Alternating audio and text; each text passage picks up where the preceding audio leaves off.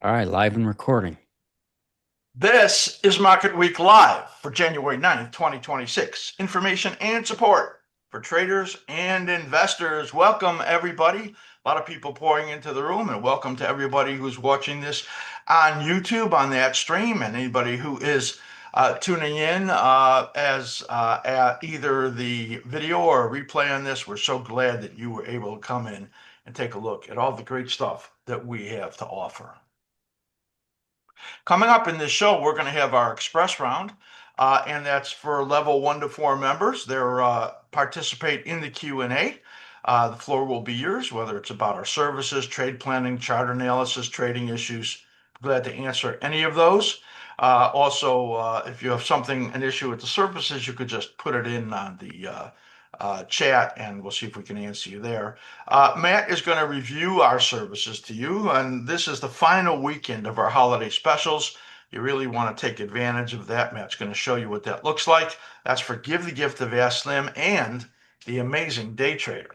And I'm going to bring you the stock market analysis, S&P 500 and VIX. I'm going to do some unusual comparison, looking at what makes the rotation that's going on pretty apparent. I'm going to be looking at some comparisons and a different way to show you cycle analysis that I think you're going to find illuminating. I'll bring you the 70 evidence probabilistic projections in price and time. And we will look at the MCM, our proprietary studies and analytical process. All of that is what you will get to see. If you're new to askSlim, well, go to top of the website. You can go to the free stuff and get SIR Lite. That's the free analysis that Matt puts out every single day on the S&P 500. Also, on that page, go to the bottom right, check out Slim AI. You have any questions about our services, what we offer? Slim AI, who is my virtual twin, can help you with that. On YouTube, subscribe to our channel, click the notification bell, and do like the video. Give us a thumbs up. And on X, follow us at askSlim. Again, any questions that you have, write to Matt at askSlim.com. This tells you about our, basically it's our legal, whatever we bring you, however it's brought to you, whether it's videos or oral, written, anything is for you to use in discussions with your investment advisors or whoever helps you with decision making. And if it's all by yourself, we do always encourage you to look at your own trading plan. You can go to askSlim.com at the legal and take a look in there, anything that you want to find out. This is our contact information. If you're a member and you want to do anything with your own membership, or if there's any website issues, you can write to team at askSlim.com. You want to upgrade, take advantage of any of the specials that we have, then you can write there also. Or to write to Matt at askSlim.com on any questions on our content analysis or upgrades or first-time specials. Remember, that this is the last weekend for our Give the Gift and Day Trader special we're running now. Our hosts, well, I've been around this, well, since 1974. In May of 74 is where I joined the CBOE, and I have been a trader ever since. There's not a lot of us left out there that can say that we can still do this and look at the markets without getting wheeled up to the screens. So I'm proud about that. Matt, I've been with me for a couple of decades, Katie now for quite a number of years, and everybody an expert in their own right. And everybody has a lead in what they do here at askSlim. And that's how we can bring you so much analysis, because we all play our part. You want to learn anything, please do go to askSlim.com, about askSlim, meet the team, and you can learn more about us there. All right, this is our Q&A. Remember, our level 1 to 4 members who have been given the link do participate in this. And we always do our best to give you the analysis on those things that you're requesting. I am the lead when it comes to the futures and when it comes to the indexes, and the rest of the team handles ETFs and the individual stocks. So there are no questions for me in the futures. How do you like that? That's a rarity. I'm not sure that that has ever happened. So if anyone wants to No. post anything, Yeah, so it's here's your that's chance. okay. I'll be glad to turn this over to the team.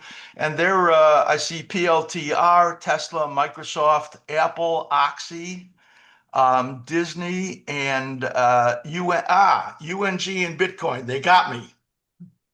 So a UNG I don't have, but I do have natural gas and I do have Bitcoin. So I'll do those two, and then I'll turn it over to you.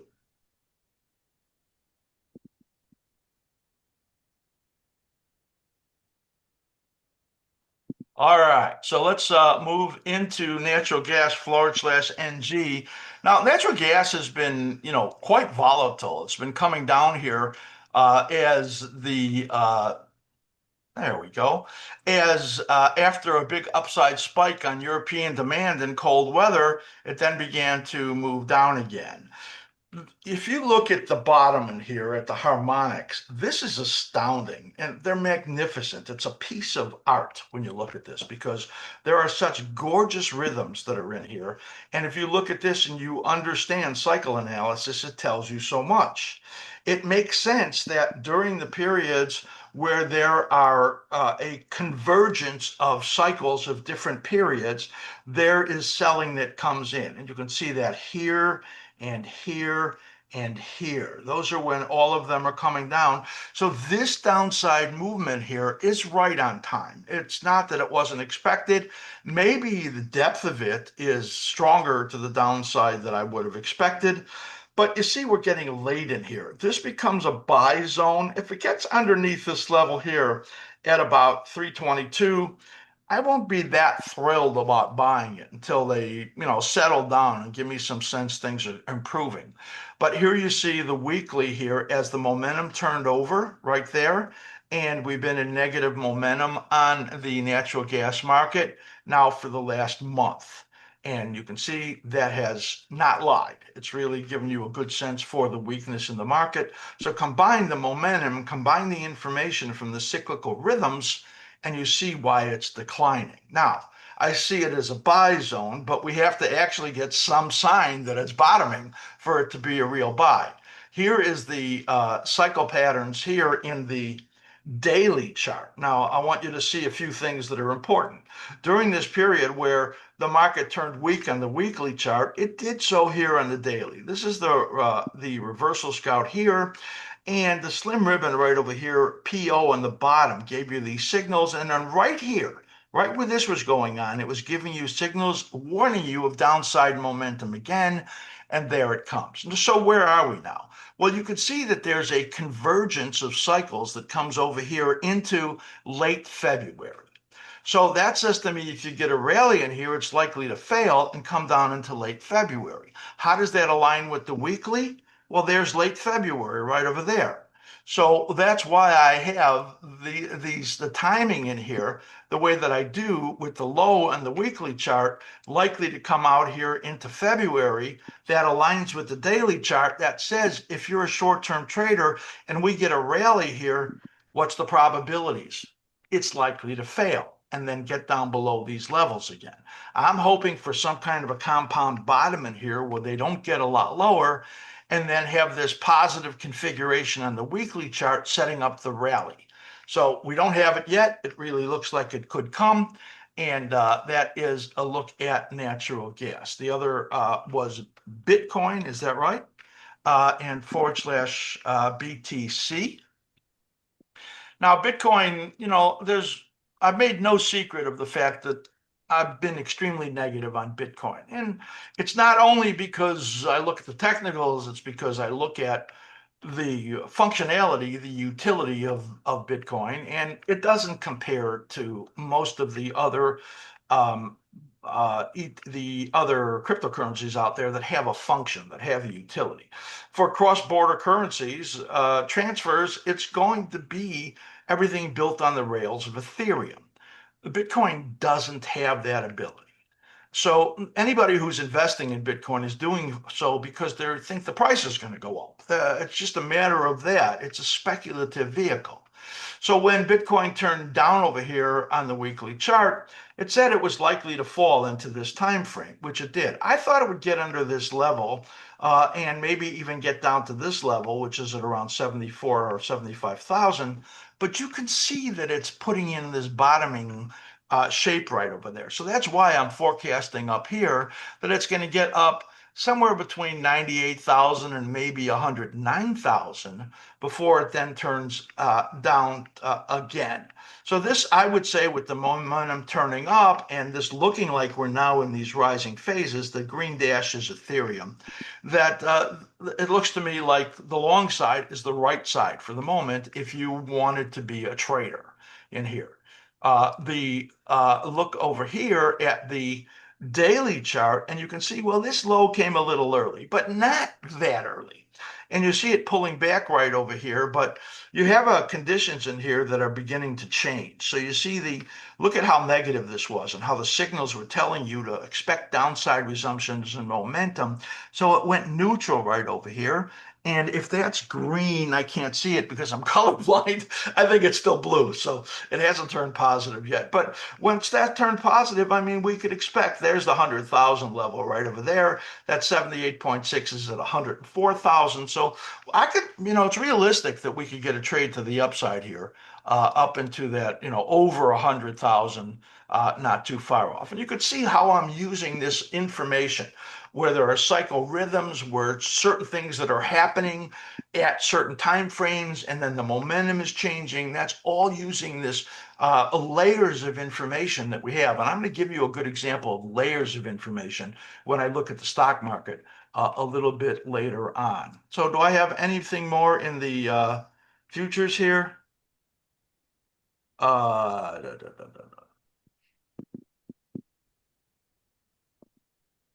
da. Looks like I can do silver, and then I'll turn it over to you. All right, sounds good. Okay, this is the silver market right here. Silver is exploding again today. Silver has, everything that we look at has led the upside. It's been so positive. You can see right over here where it turned up last May, and it's been positive as far as momentum goes the entire time. You can see the cyclical rhythm in here. This is gold, and this is where they both bottomed. Then when it broke out above here, well, I was looking for higher prices. I was not looking for $80. So there's no way I could say that I caught the idea that it was going to get up that far. I just thought it was going up. And of course, everybody who follows me knows that I have been buying physical silver for years. So, of course, I have big profits on that, but I don't want to sell it. So that's the problem. So when do you ever sell something like this? It's you got to be. I want to maintain a certain share of my overall investment equity, and I wish I had bought more to tell you the truth. So it's just super strong. There's a minor cycle right over here that comes down into February or March. I would expect that it would curl over at some point here. This fib extension right over there is at 82. It got just over it twice. It couldn't hold there. And then the next one up here, this is the 161.8. This is called the golden fib extension right over there. That's at $88. It's pretty possible it's going to get there. And if it's not in this cycle, it's pretty likely it would be in the next one out into Q2. So this is really bullish when you look at that. And here is when you see the shorter cycles that are in here, this was completely swamped. In other words, that upside momentum would not allow a correction in here of any significance.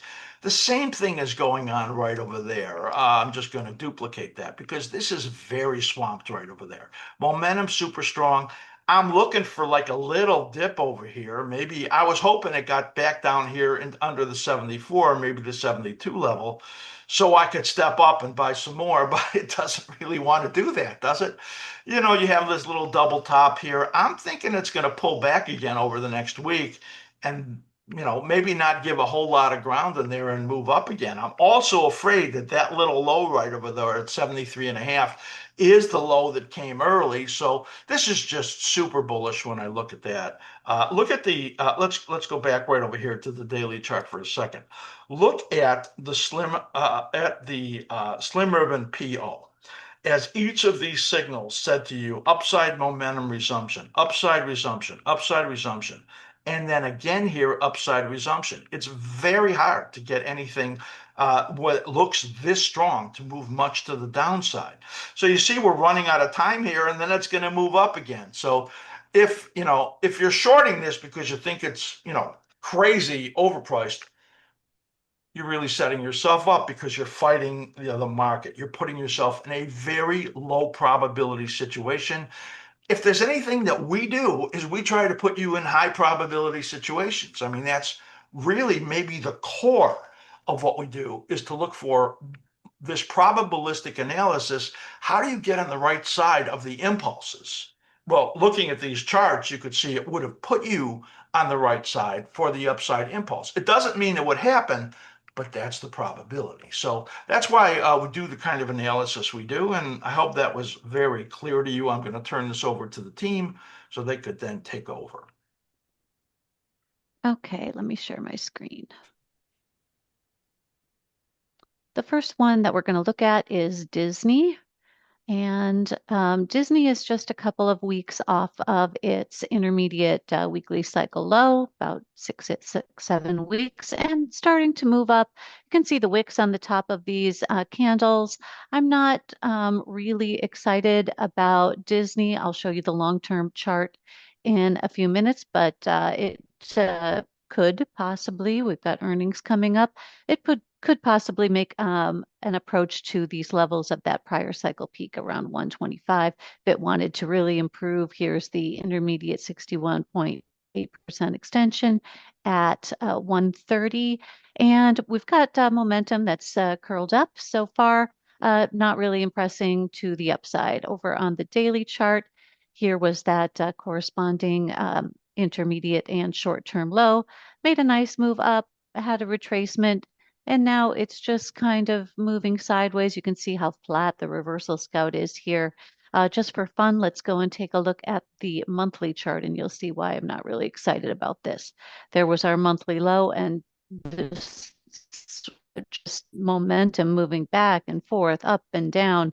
And we've got a timing window that's coming out in just over a year from now. So this is going to have to do some work before it makes me think that it can get up into this area up here between, let's see, bottom of this is 126.21. The top is 155.5. Let's take a look at Tesla. Okay, this is the weekly chart of Tesla. We had a nice move up off of our intermediate low. Again, we're about 7-8 weeks off of that low. We do have positive momentum. It is starting to curl over a little bit. This retracement here corresponded to a retracement that I'm going to show you over on the daily chart. So expecting a move up now on the daily chart, and would project perhaps being able to take out these prior cycle peaks again, and get up here to about the 512.5 area. Here is that retracement that came right on time over on the daily chart. We got down to the bottom of the support zone, and just having a couple days on the upside now. So if that is the low, which it's a little bit too early to tell, then this should start to be able to do better. And we still do have negative momentum. So we want to see this reversal scout return to positive, as well as the slim ribbon. Over on the monthly chart, you can see that we are just towards the peaking phase of that cycle, and projecting up over the course of these next quite a few months to perhaps 518.22, which is the 76% extension. Then up here, 600 would be the 100% extension if it really starts to take off. So still fairly early in that cycle. We don't have the timing window until beginning of 2027.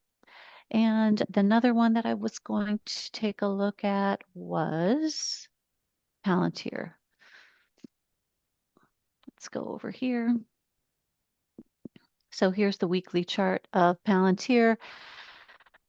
Again, 7-8 weeks off of that intermediate cycle low. This one stalled out at the 78.6% fib. retrace down into the middle of the support zone, and now starting kind of a sideways movement here. You can see our projection line. It's going to have to do some work before we were convinced that that should be raised. And I'll show you why over on the daily chart.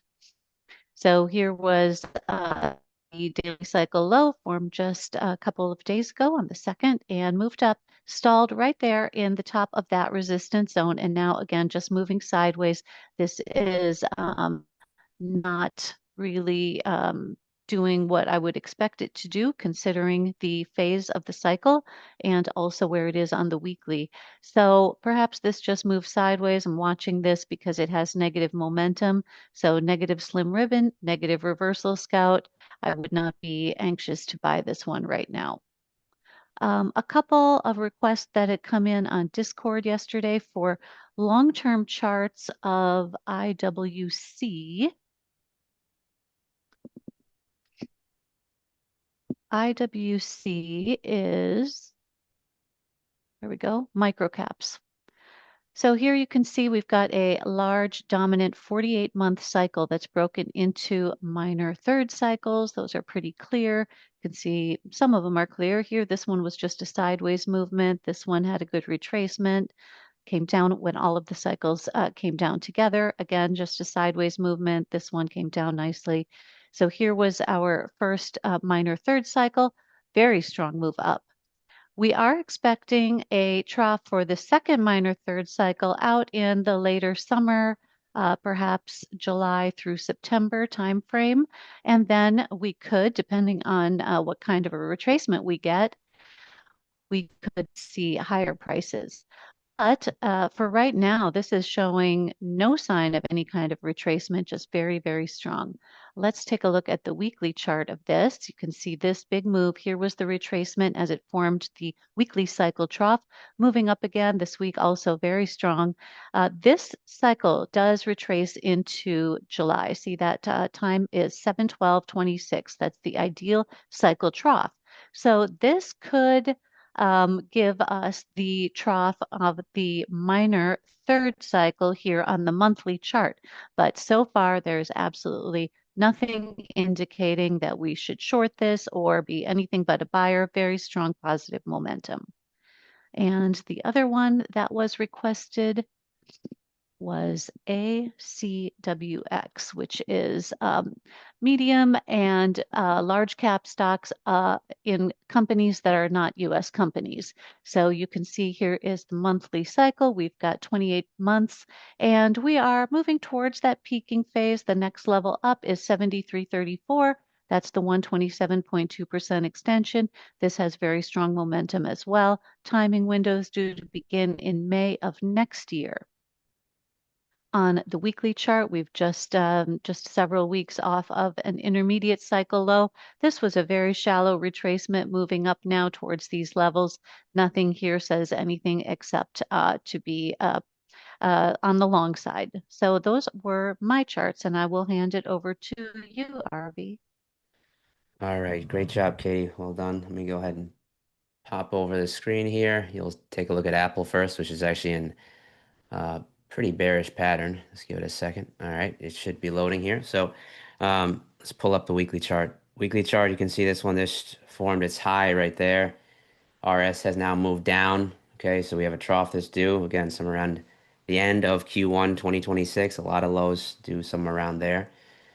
In the interim, if it tries, oops, that is way too big of a, I don't know why that happens all the time. Give me a second. If it tries to move back up at all, we'd look for it to really move back down. That is really the highest odds at this stage of the game. So watching for a short side opportunity here, you can see really clear. Left shoulder, head, right shoulder, head and shoulders top with an area down there around 240 if it wants it. In the interim, you can see we have also lost this old low, right? So we're in a left-hand translation where the high formed early. We'll be looking for rallies in the interim to fail and for this to turn back to the downside somewhere into around the earnings date, which is right at the end of the month. Okay, so be aware of that. This is a name that is certainly on our radar to the short side for a higher odds play in our view. If we jump over now to Microsoft, another name, big time laggard, right? This stock used to be really good, and of late, it certainly hasn't been, right? We had a low here that formed, moved back up to the equal high, failed, and then lost the low. Okay, so this also has formed an early high, and now we are going to be watching for this to fail out of this move here, back to the downside, into also some around the end of Q1 2026. Another name that is showing that as having a low that is due around then. Okay. In the short term, certainly range bound. Okay, so this really needs to move through that area right around there. If that can happen, we'll be looking for it to see some follow through back to the downside. But right now, not doing anything, just holding sideways with a low. Somehow this got shifted a little bit with a low that's due also somewhere around the end of the month in Microsoft. Okay, so not good there. Jump over to Oxy, looking a little bit um, okay here, I would say. This one had a low that also was due. Chop it around, right? But we're going to be looking for this to move up a little bit into that zone right around here and just a little bit higher for now and allow it to work, right? Look at how weak this has been for years, right? This has got a ton of work to do to get on the overall long side radar for us right now. Just let it breathe. Right now, you can see that there's a trough that's due also around the end of the, looks like around 129 is when that ideal trough is due. Look for a little bit of a rally, continue up a little bit more, put in that higher low, and if that can happen, then there will be likely a move to the upside that is still going to happen up there.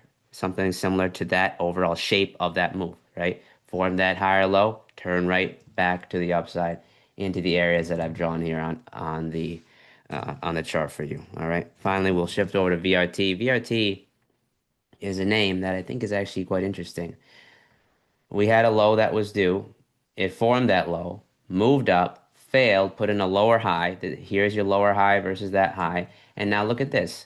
We have a series of lower highs and equal lows. Okay. So you have to be overall watching this area closely. If this can start to move back through these old lows, this would likely have an opportunity here to the short side for a move likely sharply lower. So that is something that I have on the radar. Also a low that is due around end of Q1 or so of 26. What's happening here is there is a short-term low due. We will be watching for that rally, but then again, does it fail early or does it keep on rallying? If it fails early and it loses that low, okay, then we would be looking for a move easily through these old lows there and then lower in VRT. If it can move back up, these are the areas up there right around the 61.8. Let me just hide some of these areas here. Okay.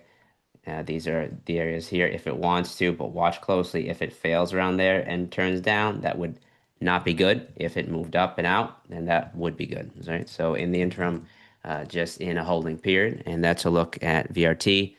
And I'm going to hand this off to you, Slim.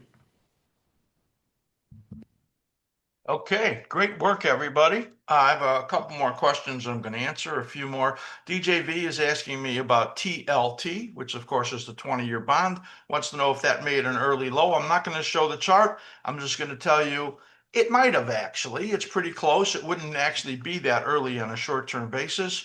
But look at the intermediate term on the weekly. It says a rally is likely not to get far and then fail. Also, DJV is asking me about the diamond pattern on the NQ. It looks most obvious on the weekly. And my answer is that it didn't quite break out. If you get above the high of today that we've made right now, and it's the same high a couple times in the last week, then it will look like a breakout to me. So it's pretty close regarding that. And then Roger asked me a question about the rebalancing in the Bloomberg Commodity Index, that's BCOM. They do a rebalancing, and generally what happens is that those things that did the best They move down they do some selling in order to get it down to the percentage that they want it to be of their holdings. And in the case of silver and gold, they've been by far the standout performers. So yes, they have listed how much needs to be sold. They do it over a week's time, starting today, January 9th.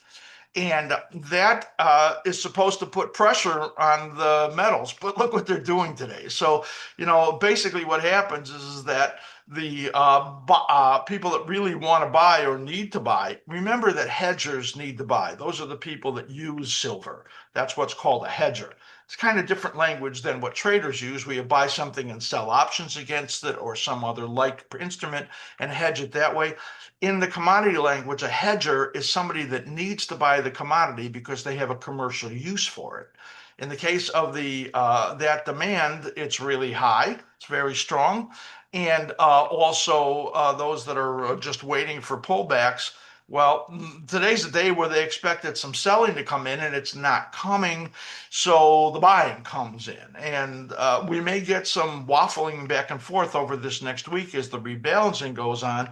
But I showed you the analysis just a little while ago, and the that looks to me like if you get some pullbacks over the next week, they're going to be quite viable.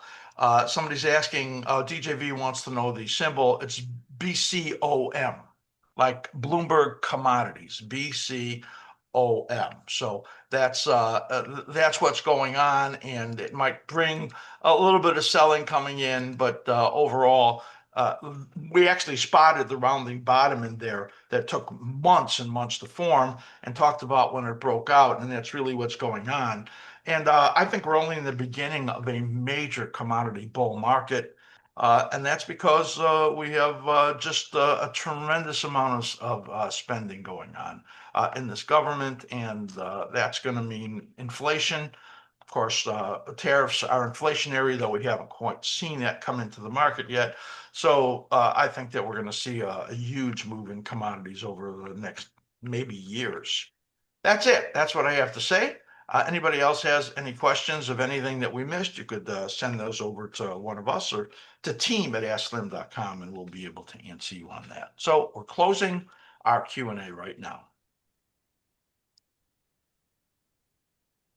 All right, this is Matt's review of our services. This is the final weekend for our holiday specials, Give the Gift of askSlim and the Amazing Day Trader. I keep saying that because I think it's so amazing. So I'm going to turn this over to Matt, and he's going to talk to you about these last few days this will be available.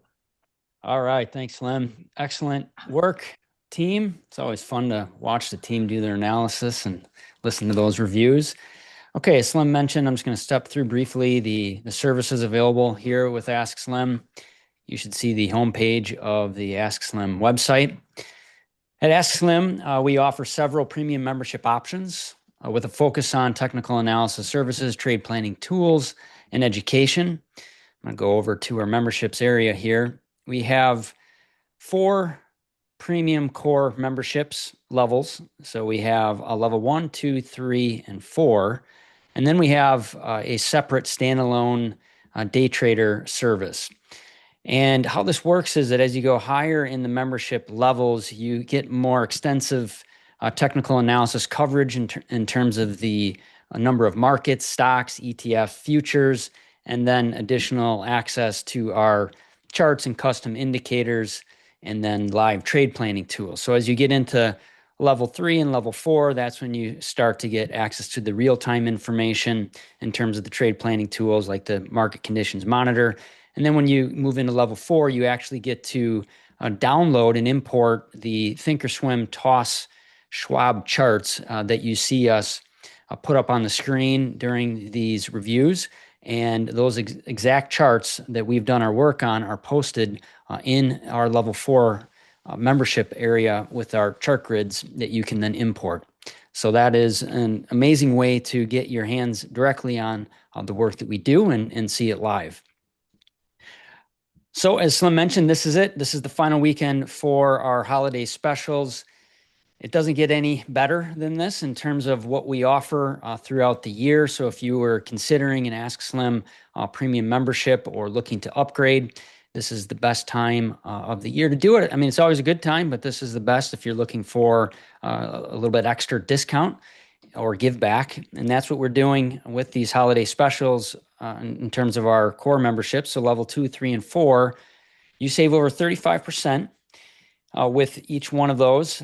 And you also receive an Amazon gift card. So with level 2, the price goes from on average of $59 a month to $38.25, plus you get an Amazon gift card.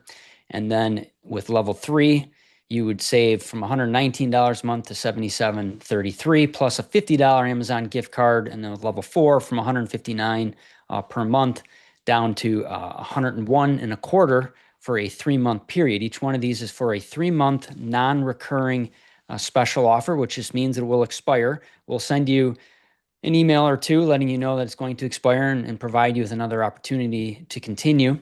But again, with each one of these, you get the discount, plus you get an Amazon e-gift card with it. And with level 4, it's a $100 Amazon e-gift card. And these are one-time non-recurring purchase. So you can buy it for yourself, and if you want to upgrade, or you could buy it for someone who loves or has an interest in technical analysis and wants to see an expert team that brings multiple time frames, momentum studies, and cycle analysis to the process. And then, as Slim mentioned, we have a standalone day trader service that we've spent years developing in hundreds of hours improving. And it's really a remarkable, comprehensive tool for those of you that are day traders, especially if you're a swing trader on the intraday. And so with the holiday special, if you buy 2 months, you get one free, and it comes down to about $89.90. So it's an incredible opportunity to see how essentially how we would set up our professional layout when it comes to intraday day trading, swing trading. And you get a free month with it. It comes with a combination of features. So I'm going to show very briefly those now, and then I'm going to do at the end of the show, I'm going to continue as the regular show expires, and I'll do a walkthrough, a more in-depth walkthrough of the service for about 10 or 15 minutes, but that'll be after the show ends. Right now, I'm just going to do about 2 or 3 minutes. So this is the day trader dashboard, and what you have is a standalone impulse monitor. This was a proprietary set of studies that Slim built with Arvi and myself, and we put together a way to monitor impulses. As Slim mentioned before, I think what we do better than anyone else, or we've put the most amount of effort into developing, is a way to get a sense of the directional bias for a particular outlook period, and then when are those next legs of impulse, right? When's that next move likely to happen, or is it underway? And that's what this tool is meant to help you with. This is not a buy-sell indicator. It's meant to give you a sense of when there's directional components, directional energies have a strong likelihood for an impulse, or one has already started. So with this tool, it is standalone again. And what I love to do is use my own intraday grids and combine it with this, and helps me get a sense of where the relatively strong ones are, and then where the weak ones are. And you can sort the bias right here. There's about 20 symbols included, so you can go from those that are strong to those that are weak. And today, actually, there's not a whole lot that's weak. Right now, at the moment, the weakest that we have is neutral conditions for the symbols that we track, which are very highly liquid symbols, mostly the most popular ones or highly liquid ones. And so right now you can see those ones that are in an impulse, or they had an impulse and now pulled back a little bit. And we have a tracker, a change log that lets you know when those changes occur. So this is a standalone tool. And then we have a replay system where every 5 minutes we have a tool that's taking a screenshot of the market conditions for our Trader Cockpit #1. So we do 2 live Zoom webinars of 2 different layouts, and I'm going to show the Cockpit #1, which is right here. So this is the replay tool. This is not live right now. This is yesterday.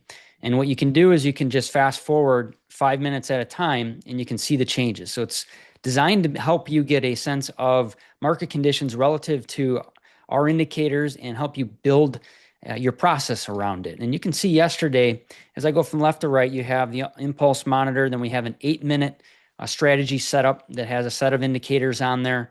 And then we have our 15-minute roadmap that includes these colored boxes or zones that give you a very, very, very important sense of where those key levels are.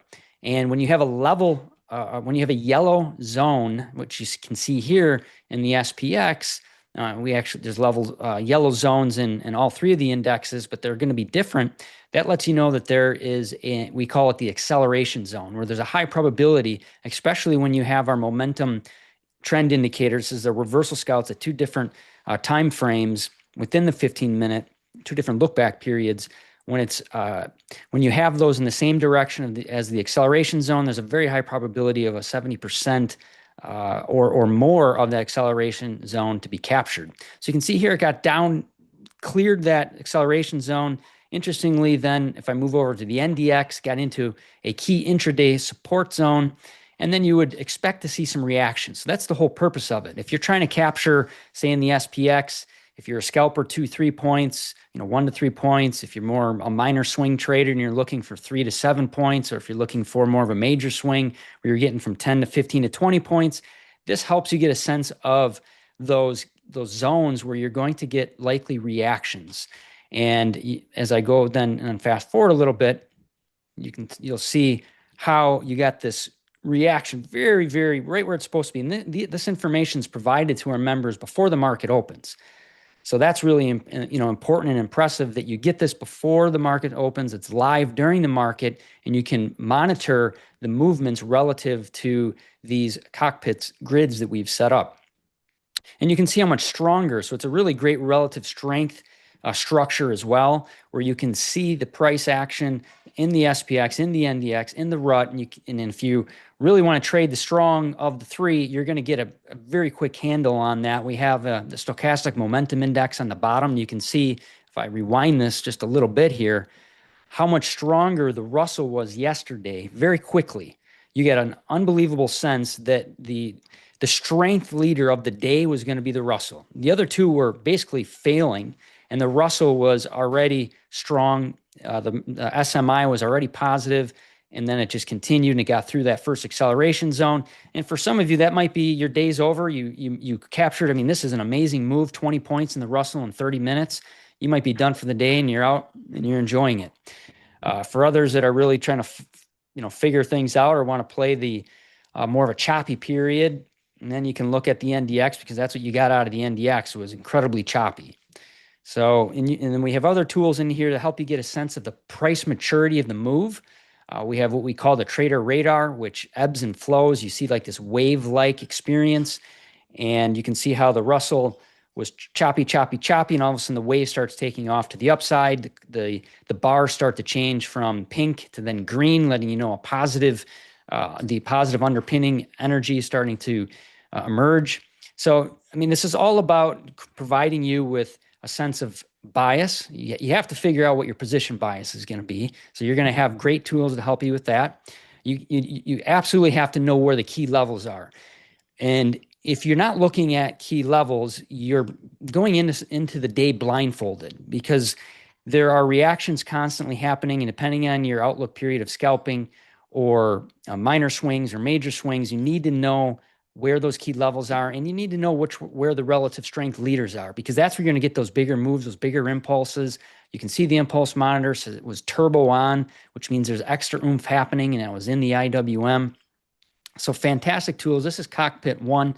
We have Cockpit number 2, which is for futures traders, and you can also use it for the indexes, because we actually go down to another time frame, which is 3-minute grid.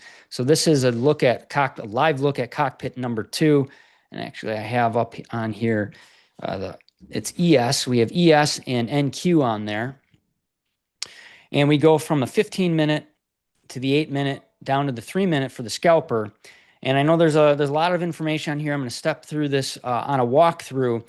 But think of it in terms of the 15 minutes, more of the major outlook condition. Then you have the minor in the 8-minute, and then you have more of your scalper condition in the 3-minute, where you can really get precise with the movements and the candles that you can see. But if we look at here at the NQ, I want to go into the middle here, which we look at more of the windshield You got your left mirror, your right mirror, and then you got your dashboard windshield right here in the 8 minute. And then we have a line in the sand. I call this the line in the sand right here. And when you're above it, you have a higher probability of a more bullish condition. Along with, we have our momentum indicators, we have our trader radar, we have SMI on the bottom, and you can see the shift in the reversal scout here to positive. We get above the line in the sand, and then we have automated impulse and momentum alignment indicators. So this was an arrow. They're going to let you know when those alignments are coming into play, and you can see it here, here, here. I mean, it also tells you probably not a good idea to short. And it also helps with a risk, because when you have those arrows that point to the upside or to the downside, you can always look at that candle before. If you break below it, it tells you probably something changed. It could be a little peak, or right here, this could have been a trough. Once we got above this candle where we had a downside sort of finale, then you got this move to the upside, and we're talking about a 150 point move. And again, when you have these days that you can figure out which ones are stronger and weaker, you can look at having, instead of just a 10 or 20 point move in the NQ, you can look at a 50 or 75. You can have that runner go even to 100. And we have breakout. You have a 4-hour breakout condition, a 1-hour breakout. I mean, this is really a paradise for intraday swing traders. And for those of you who want to learn how to day trade, these are the kind of tools you have to have so that you have all of the information as you start to make your decisions. I went a little longer than the 3 minutes, but as Slim said, it is something we've spent a tremendous amount of time, energy, money, and resource developing. And for $89, $90 for 3 months trial of this, you really are going to get a tremendous amount out of it. All right, Slim, anything you want to add to it, or anyone else? Oh, I just want to say, wow. Great explanation of all that. I keep saying the more I look at this and the more I use it, I've never seen anything as good as this for intraday traders in the indexes, especially that there is so much information in here. And again, as I said earlier, the key is getting on the right side of the impulses and to avoid being on the wrong side of them, because right. then you get that risk reward working in your favor. And that's the whole magic. You got to have bigger winners and more often have winners than the losers. Right. And the math just works. All of a sudden, you become the house in the casino, is the way I like to put it, because you get the math working in your favor. So I think it's the best out there. So they did a great job on that. Excellent. Yeah. All right. So that's the recap of Day Trader Service and our holiday specials, which are ending this weekend. All right. Absolutely super. I will take this back from you. Sounds good. All right. So we're getting ready to move on right now. Let's talk about the stock market. We're going to give you our analysis and projections. First, some important information. This just tells you about how we approach our analysis and about how you use our analysis, or whether you use the analysis or any information from anybody else, and the importance for you to be successful of trade ownership. I have that highlighted in there. And that's one of the keys. No matter where you get your information, you must own the trade. Then you'll be responsible, you'll react, nobody tells you what to do, and that's how you build your greatest skills. All right, long-term analysis and projections of the monthly charts. We're announcing again, the askSlim Investor Hub. Katie is the lead, and she is doing a fantastic job putting this all together. Katie, you want to say a few things about your input on this and what you think the value is? Sure. I think that it's valuable because it can kind of give you context for what is happening on the lower time frames, if those are time frames that you typically trade, such as for swing traders. Primary focus would be weekly and daily. If you see something unexpected happening, I like to go over to the monthly chart and see, for example, in Home Depot, why is the weekly rally coming out of a timing window kind of tepid, for example? Well, it's because you're late stage on a monthly cycle. So that's an example. It can give you a lot of context. We have just updated this week all of the monthly charts that we follow. Those have been posted for our members who are doing the Investor Hub. And we've also got a new section on our chart grids page for level 4 members who can get direct toss links to those charts. Yeah, it's absolutely fantastic. We've had a lot of people in the investor side that are interested in this, people that have longer term holdings. We have videos that we're building in there. All of my year-end videos with all of my projections for 26 are now in the Investor Hub. So for our members, level 2s, 3, and 4, you can now see those in there. We have trade ideas for investors and more, stocks, indexes, ETFs. This is a fantastic source of information for longer term holders, investors, the askSlim Investor Hub. Again, it's level 2, 3, and 4. Perfect opportunity for you to take advantage of our last weekend of our holiday special. And any questions you have, write Katie at askSlim.com. Slim, I'll just show a quick look at it. Sure. That way that people have some context. Can you see the screen here? Yep. Okay, so here's the Investor Hub that Katie and Slim were describing, and I'm just going to go, there's a getting started video, a walkthrough that they put together. And then there's our main area where we have our monthly charts, and you can see the drop-down list of indexes, volatility, treasuries, currencies, metals, energies, crypto, sectors, subsectors, and the equities focus list. And go into the indexes, click on an index. You can look at the video analysis, and then you can also look at the monthly chart for the particular index or the particular symbol. Very easy, very intuitive to use. Go down each one of these to do the same thing. If there's videos there, you'll find the video analysis. And this was Slim's end of year review. And then as an example, I'm going to go into the sector, subsectors, and equities focus list here, really deep dive into those key sectors. And it's basically a top-down approach that you can do. Go into XLK technology, and you can go into the chart, review the chart.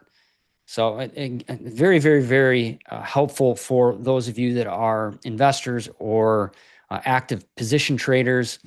We've been asked to have something like this for years, and now it's here. So feel free to take advantage if you are a level 2 or higher member. And if you're not yet, and you do have an interest in those longer monthly charts and how that timing is so important, you now can become a level 2 member and get the Investor Hub. All right, great. Good work showing that. Yep. Okay, we're going to move on, and we're going to look at the stock market. Let's just quickly have a little market brief right over here. The stock index, as we know, have gained ground this week, really led by small caps and cyclicals. And I'm going to show how you can identify that in a couple moments. AI stocks are mostly mixed. Overall, they lag the market right now. Defense stocks are soaring on President Trump's call to spend $1.5 trillion in defense through 2027. Another $1.5 trillion of spending. We have like 750 different defense installations around the country. We're still defending areas that we did from World War II. I don't know. I think the money could be spent somewhere else. Home builders, they're jumping because President Trump wants to buy $200 billion in MBSs through Fannie and Freddie. That's mortgage-backed securities, and that's $1.7 trillion more spending on top of what's already being spent on these deficits. If you want to know why the Fed is cutting interest rates and longer-term interest rates are going up, well, this tells that story. The job report that came out and shows weaker job creation. Unemployment rate was 4.4%. It was just a tick below what was expected. And the job creation is significantly slowing. It was only about 50,000 jobs for the last month. Investors expected the Supreme Court to come out with a ruling on Trump's tariffs today. It didn't come. So the market was up in the morning figuring that, well, if they end the tariffs, then the money is going to all get refunded to the companies. So the market went up. And then when the news didn't come out, the market sold down to just under negative. And then the buying came back because, well, we're in a positive period. So that news didn't come out. And the market, which at first didn't like it, Now the buyers are back. Indexes for the week, S&P 500, the NASDAQ, both up over 1%. The Dow's up over 2% now. They're also about 4%, and it gives you an idea about the rotation that has gone on and the fact that the Dow cyclicals, those stocks plus small caps are the ones that are leading the market now. I'll give you a little picture of that graphically in a moment. So for the stock market, what we're going to look at is the S&P 500. We're going to also look at the RSP, and we'll look at the VIX. Now, those of you that want to see all of our futures analysis on the ETFs and see the analysis on the NQs and the Russell and all that, well, RV is the master, and he does that Future Speak show every Wednesday where he really gives you all of that analysis. And now I'm going to take a peek in and look at the MCM, and we'll see what the conditions are for the different time frames and what the strongest and weakest stocks are. So that's what we're going to look at. Let's take a look here as we switch over to the S&P 500 chart. Now, the range that we have been in now for about 3 months or a little bit longer, you can see we're just getting to the top of it now and potentially breaking out right over there. And we have had these different upside projections in here, assuming that this rising phase was going to drive the market up right there. Now, I want you to see that there are harmonics in here that are quite nice. We have a 12-week, a 24-week, and a 36-week. And the 30, when they're all coming in here and correcting together, which was here and here, you had some sell-off. I thought this could be a bigger sell-off, but of course we were coming into this favorable seasonality, so it wasn't that big. It ended up to be around 6%, which was in the realm of what I thought would happen, though I thought there was a chance it would be down as much as 10%, but we didn't get there. And what I have in here is showing you these vertical lines. And these are important, actually, because you could see the 1/3 cycles that are in there. So how the dominant 36-week cycle is broken up with those minor 12-week cycles that are in there. And then there is another intermediate cycle that shows up. You can see the trough there, the trough there, the trough right over here, and then another one due over here. So when Arvi was going through the charts, Arvi and Katie, but Arvi mentioned some of the tech stocks that looked like they were going to come down into March potentially. Here's that March period right over there. So even though I think the market's going up here, I think there's going to be a pullback here into March. And it might be minor, it might be more than that. We don't really know. The real weakness, I think, and if you watch my year-end forecasts, I show that, this period in March, then this period in June, and then this period out here in August. It really says to me that from somewhere in July, August, maybe September, there's likely to be a very hard sell-off in that period. I just don't know about these other minor periods. So let's look at this section right over here. And I'm going to break it down in a way that's a little bit different. So remember, we do multiple time frame analysis. And within this weekly cycle right over there are smaller, minor 1/3 cycles. And then inside of that are even smaller cycles. So we're going to do cyclical analysis here a little bit differently than we have before. So if you look at this big cycle there, 36 weeks, that's this same time frame right in here, 36 weeks. And I'm going to do a little lesson in here so you can understand. This is a tactical chart. This is cycle layering, where what we're doing is we're getting information from the shorter term in order to understand the market condition and how that works within the longer term. So I'm just going to go a little further out in here, and you can see that I have this cycle right in here, and then that one there visible here. Now I'm going to blow this up for you to see how the information is valuable. If you look at each of these cycles on the daily chart, remember this is the weekly cycle, this is the weekly cycle. You can see that these were positively configured, each of those right in here, upward movements in each of those until you got over here. This was a negatively configured cycle. that warned me that there was a potential that there was going to be a corrective period. In this case, it rallied, made a double top, as you can see.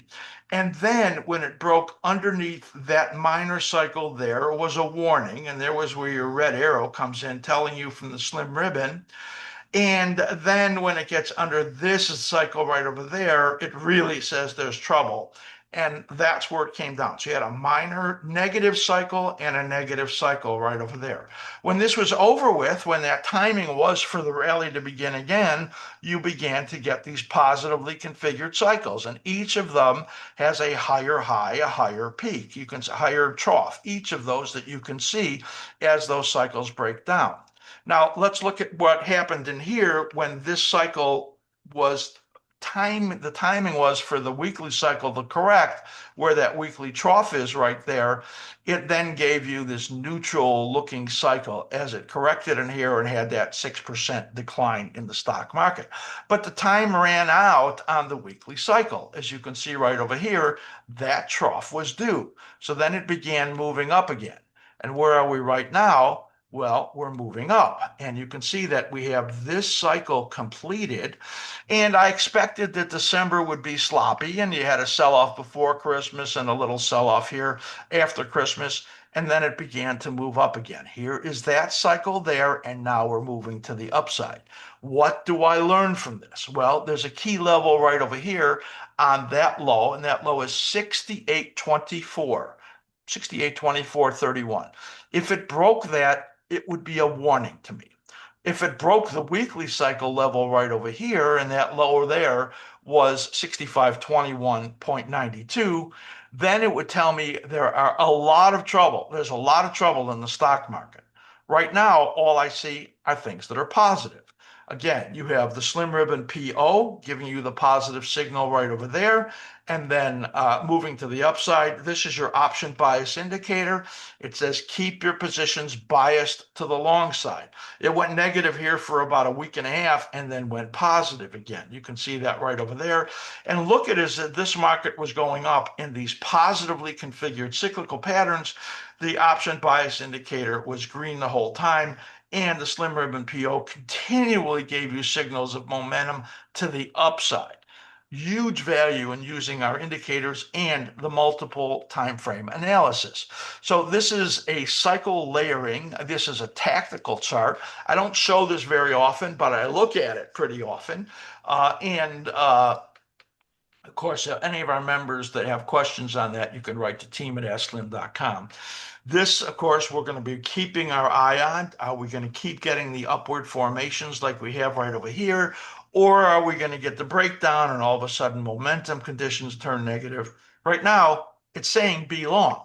And the stock market is telling you be long. Now, we were driven on the upside by the NASDAQ, by the big caps, the mega caps, the stocks that everybody had to have because they're AI. That was driving the NASDAQ to the upside. But something has changed. And Avi and I don't know how many times we've said this. There's a rotation in the market that is holding it bullish.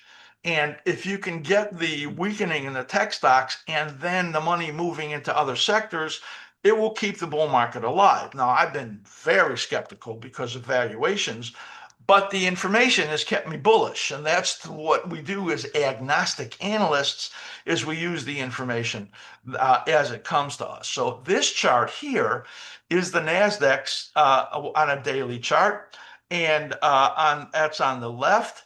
And this is the RSP on the right. This is the equal weight S&P 500. You can see as the market was moving up here on 1029, the NASDAQ made its peak. It hasn't gotten up to that level yet. And DJV asked me, do we have a breakout yet? I don't think so until we get up above this level, which is 25,812 approximately in the NASDAQ. Look at what happened here. See that 1027 peak? That's the same peak as right over here, but this has moved up very sharply, and that's the rotation. As long as you have the conditions, whereas the equal weight is stronger, or you're getting like this week where the Russell's up 4%, but the Nasdaq's only up 1%, then you see what's going on. Where we have conditions that are going on under the hood that essentially are saying that investors still want to put money into this market, and that's what they're doing. They're just finding other stocks to do it in. A lot of the tech stocks look like there's going to be some continued sizable declines and failures into that March timeframe. You can see here that you really don't want to be long the NASDAQ here when you can be long something that is broader like the RSP or some of the small caps that are maybe mid caps that are giving you a much better picture. So I wanted you to see that. That's really so important.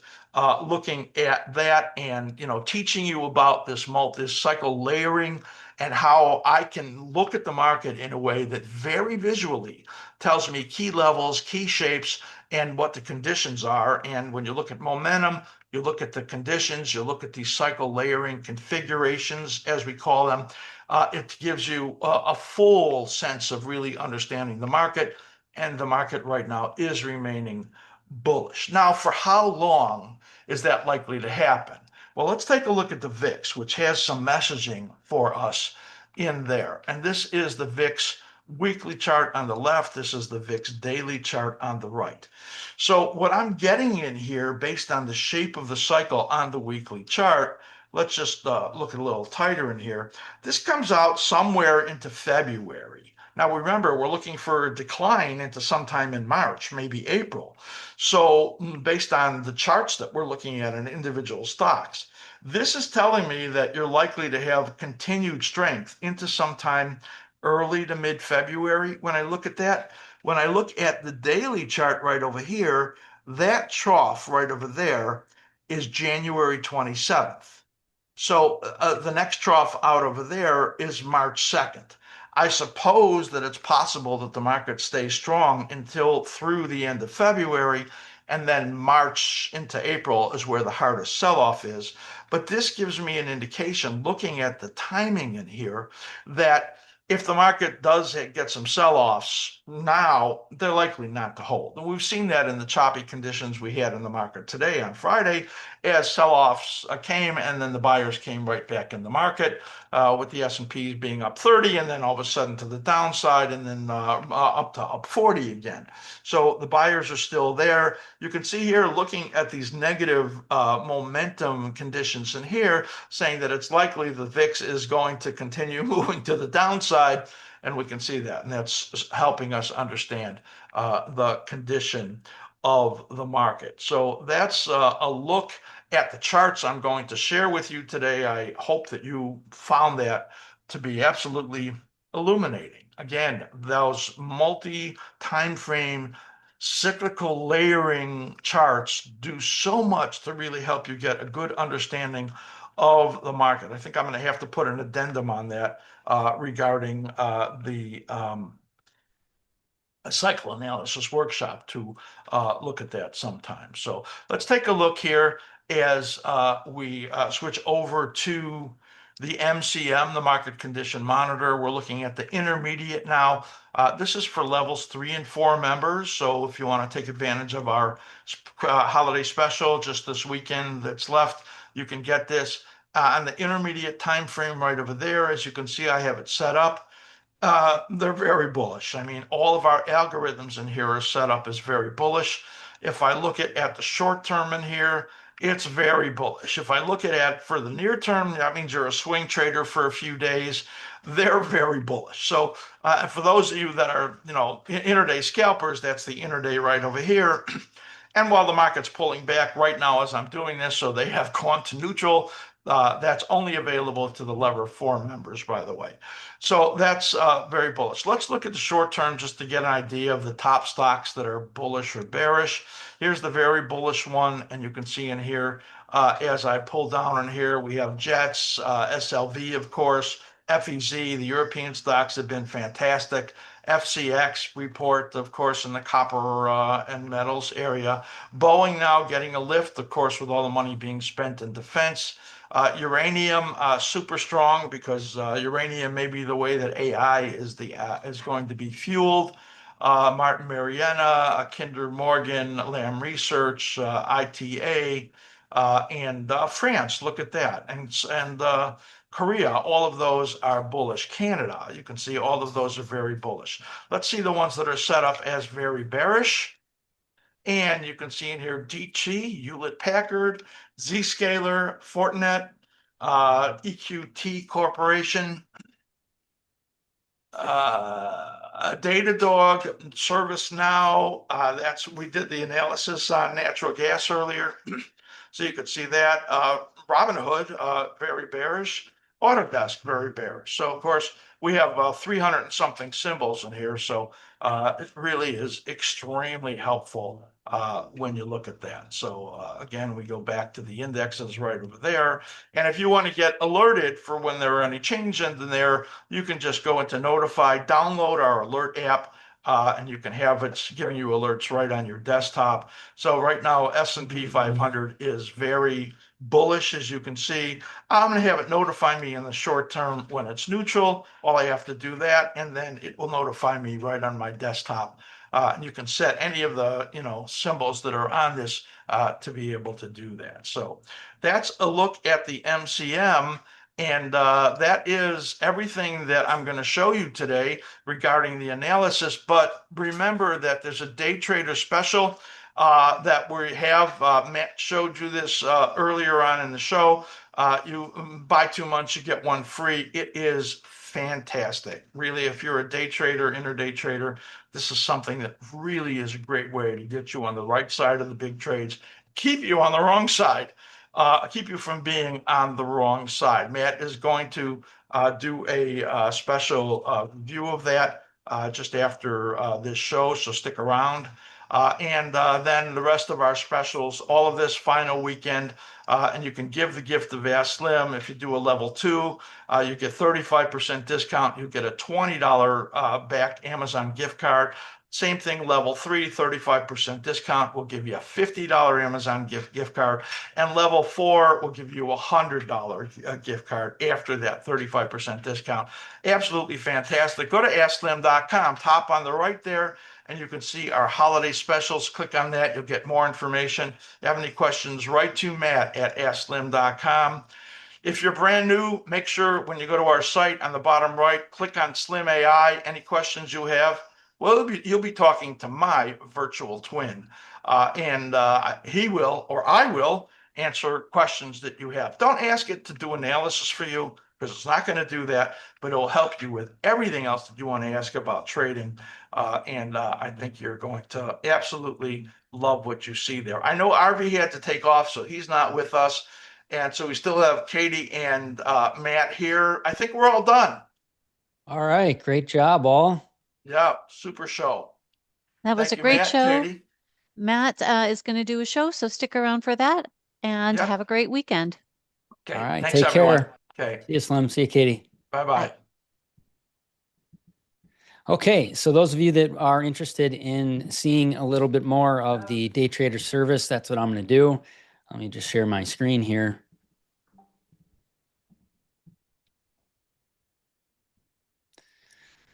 Up on the screen, you should see a slide that says day trader service. So this is Matt again with askSlim, and we're going to step through the day trader service, just doing a brief review of it. I mentioned in our live show that we would go a little deeper, and I'll do some live trade planning. So those of you that are still here, that still have an interest, if you have some questions, you can put that into the chat. Otherwise, I'll just jump into it, and we'll step through the day trader service. So first things first, I want everyone to understand what we have and where you access it. So as part of the day trader service, we have an impulse monitor. We have 2 live, what we call cockpits, and then we have a market replay system and then our resource area. So I'll go through each one of these and then we'll look at the live charts. The impulse monitor is a standalone tool, and what it's designed to do is pinpoint conditions that are optimal for larger price movements aligned with our primary intraday directional bias studies that we've built into the algorithm.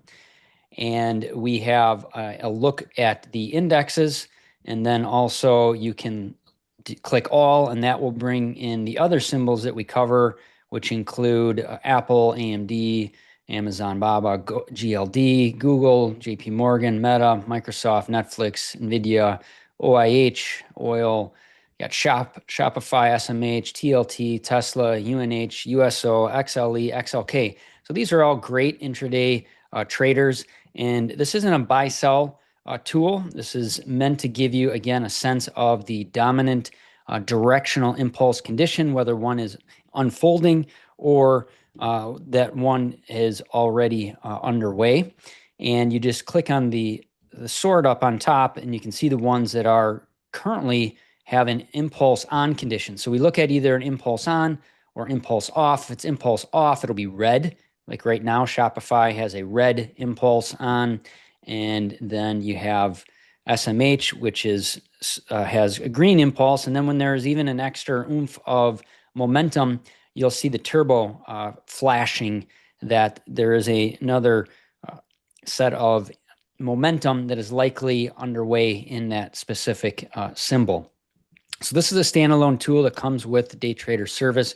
You don't need any special software, just access to your askSlim account to be able to utilize it. And then we'll jump back over to the dashboard. We have a market replay system. This is a review tool that we've built. Essentially, what happens is that we have a piece of software that takes screenshots every 5 minutes of our live cockpit number 1, which is the cash indexes and index ETFs. So I'm just going to go back to yesterday's session here. So you can see it every 5 minutes. So the market opens at 8:30 Central Standard Time. So somewhere around there, you'll start to see the screenshots building, and you can go screenshot by screenshot, 5 minutes by 5 minutes, and really get a sense of how the market plays out, get a feel for how our indicators work, look to establish an approach or a process for yourself. And it is a fantastic way to reflect on what has happened and start to build confidence around a strategy. Now, obviously, anything can happen at any moment in terms of the price action, but there are patterns that emerge, and you can utilize this tool to get a feel for your own process, your own approach relative to the tools that we have. So that is the replay system that we've built out. Then we have a resource area. It's a very, very robust resource area. We've done interpretation guides, playbooks for each of our indicators, our key indicators, and then also for our cockpits that we have available, the live cockpits that we run, Cockpit 1, Cockpit 2. So, and then we have training videos and webinars that we have completed. These are available here in the resource area. Jump back over here. And then we have these 2 live cockpits. So essentially, starting at, as it says here, cockpit number 2, which is our futures cockpit, goes live at 7:15 a.m. Central Standard Time and typically gets cut off at 4 p.m. And then we have our cockpit number 1, which I showed in the replay system. So I'm going to jump back to that replay system real quick here so you can get a sense of that. So we can walk through cockpit number 1, then we'll go live with cockpit number 2.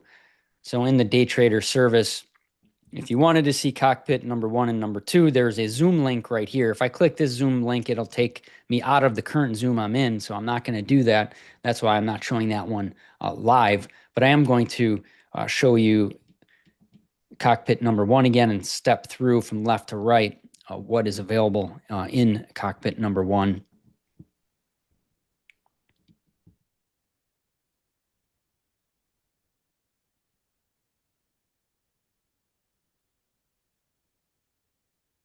Just taking a second here to load up. All right, we'll go back to yesterday's price action. We'll go when the market opens. Our impulse monitor is on the left. We have an 8-minute, what we call Slim's 8-minute strategy here in the second area and segment. And then we have the 15-minute, we call price zone roadmap in this third area here. So the impulse condition, I just reviewed that. That is set to kick in after 10 minutes because there's a lot of wiggling that typically happens in the first 10 minutes of the session. And that kicks in after 10 minutes. And you'll see that output. Again, it goes from a red negative to a green positive, and then you have some neutral conditions that are in the middle of that, different degrees of bullishness or bearishness. And this is meant to give us a sense of the larger directional component, the directional energies, and whether or not there is likely an impulse that is on or unfolding. And so it helps you with your directional bias. So basically, if you saw that the impulse was on, you would not want to be looking for a long side condition unless you were seeing something that was just screaming at you. Maybe we're at support and you're going to start to take on a small position size. But for the most part, when you have an impulse condition on, that is a dominant directional bias signal or condition that's happening. You can also then step over into the 8-minute, and there's 3 studies that are here. So we have our reversal scout, which we call our signal line here. So this is when it's red, that's negative. When it turns green, it's positive. And you can see the difference between the IWM when the market opened relative to the SPY when the market opened. But you can get a feel for how the minor, we call it the minor. So you have a major condition, which we use different time frames to give you a sense of the major. 15-minute and the impulse condition give you a bigger sense of bigger picture. Then you go into the 8-minute for more of a minor look, starting to get more tactical. And then in the future side, you can really get tactical with the 3-minute. So we have our signal line here. We call that with the reversal scout, a really nice, precise tool to give you a sense of that minor momentum condition. And when it's negative, again, we're trying to give us a feel for what do we want to consider for directional bias and therefore position bias. And if you have this negative plus the impulse condition negative, right now at that moment, there was a stronger downside condition happening.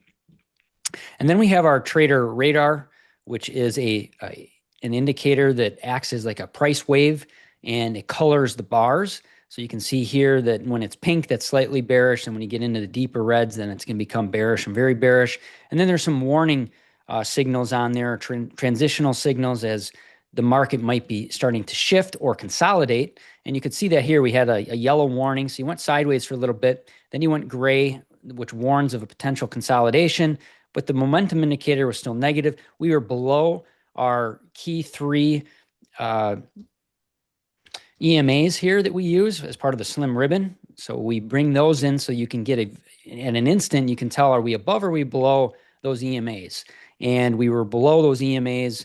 And essentially you can use then our price zone roadmap to get a feel of, are we hitting key support yet? That's really important, is getting a feel for where those key support resistance areas are. And if I fast forward here, I'll start to get a feel for things. So we entered into that key intraday support zone for the NDX. And as I said before, if you're, an aggressive trader who is looking for, early entry opportunities, you got to be monitoring time and price. And by time, I'm talking about, as you look at the price wave here on the trader radar, you're really starting to get these low bars, which tells you that the selling is strong, but might starting to get diminished as you get these lower bars that start to show. And especially once you get a yellow bar, that starts to warn that things might be shifting. So if I fast forward here, if I'm watching the cues, there's really nothing here telling me outside of testing that support zone. That's important to do in terms of if you had a short side position on, you definitely want to be paying attention to when you're getting into key support, key resistance zones, giving you a sense of what's the maturity of the move. If you don't know what the maturity of the move is, then it's going to be really hard to gauge when you want to take some off, close your position. This really gives you that a sense of that picture when it comes to maturity of the move.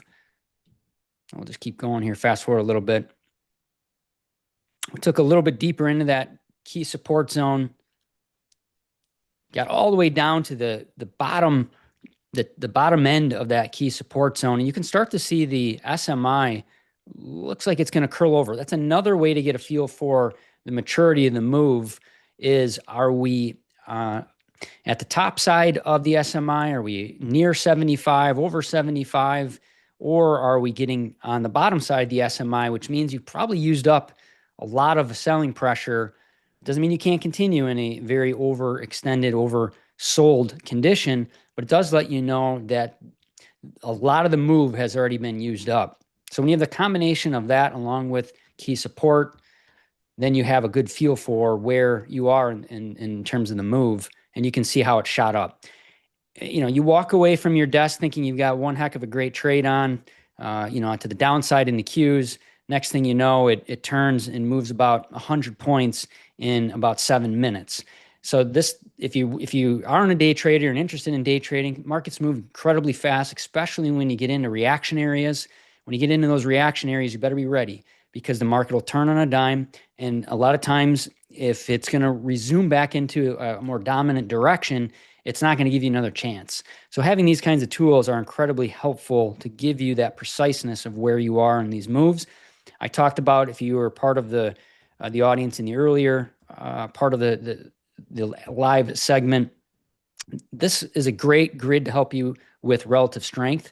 And you can see here, I'll go back to, let's talk about 9 a.m. Where were we? Well, even earlier than that. When the market opened, it was very clear that the Russell was the strongest of the indexes. Now let's look at our indicators. So we have two reversal scouts on here. We have our reversal scout fast and our reversal scout slow, and they each serve a different purpose. You have a more of a dominant momentum trend, and then you have your smaller, fast momentum trend that it is happening within the broader context. If we look at the Russell, so the Russell opened, it was around 20, 25, 68 or so, and then it started to show immediate strength. Both momentum indicators turned up. And you can see there's labeling up on top. And this is dynamic labeling that will change as conditions change. And these are tuned. We have an algorithm that primarily focuses on, it's a proprietary set of indicators, but it primarily focuses on our two reversal scouts on the 15-minute along with the SMI.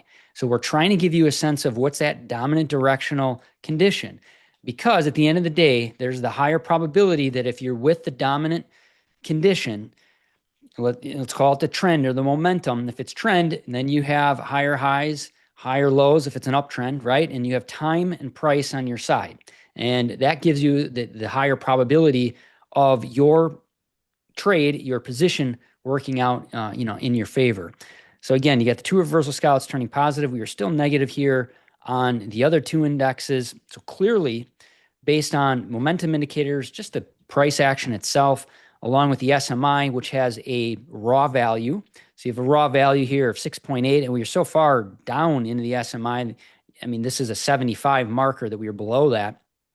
But it's extremely clear that the strength was coming from the Russell. Now let's fast forward, and you can see that it gets into this, what we call acceleration zone. This is a yellow zone. We call it acceleration because there's a high probability that you're going to, essentially it's like a void. There's a price void, a vacuum. And when you have momentum on your side, you're likely to see an acceleration through there. Again, you've got to be, as a day trader, intraday trader, markets move incredibly fast. A 15, 10-point move in the Russell, when they happen, they're going to happen fast. A lot of times the Russell will correct on a larger move. Sometimes it gives back a small 23.6. But many times it'll give back 50%, 61.8, 78.6, almost the whole move. So you've got to be prepared. It's really important to know where those key zones are, especially if you're a scalper or a minor intraday swing trader, not someone who's going to say, you know what, I'll sit this out for a few hours or an hour, hour and a half, 2 hours, because I'm very confident, even though you have no idea what's going to happen in terms of the market can do whatever it wants. News can come out and it blows up the position. The bottom line is if you have that kind of strength, there's a higher probability that over the course of the next couple hours, you're likely to retest highs or break out the new highs. So if we continue, you can see how the Russell just really led the day. And I think it helped the other ones not fall apart. And then you start to see a turn happen. And you'll see that turn happen in the SMI. You'll see it in Trader Radar. It'll start to shift for you. And you can see the prior coloring of the Trader Radar was deeper greens relative to the lighter pinks. So a lot of times when you have a major breakdown, the Trader Radar will go dark red, or when you have breakouts happening, it goes dark green. So it's also helpful to see the past conditions in there. There's a lot of context that it gives you. For some people, maybe it's not helpful, but I can tell you the waves really give you a feel of peaks, and then they give you a sense of when things are extended. You get the yellows start to come into play. You get the lighter green, then another yellow warning, and then you get into the pinks. Now, if we fast forward, you'll start to see there's a little gray peeking its head up. You got this SMI that turned up. So that lets you know this is an important near-term low that had formed, or intraday low, I should say. And you can see the Russell just kept flying. So bottom line is this is cockpit number 1. I couldn't show it to you live because I'm doing Zoom right now on this computer, but I wanted to step you through it. This actual review system that we have here is something, the replay system that you'd be able to access on a regular basis. You just go back to a specific day and you can look at how those days play out. It's an awesome tool. We love it. We put a lot of time and energy into building it. And that would be cockpit number 1. I'm actually going to pull over for you live cockpit number 2.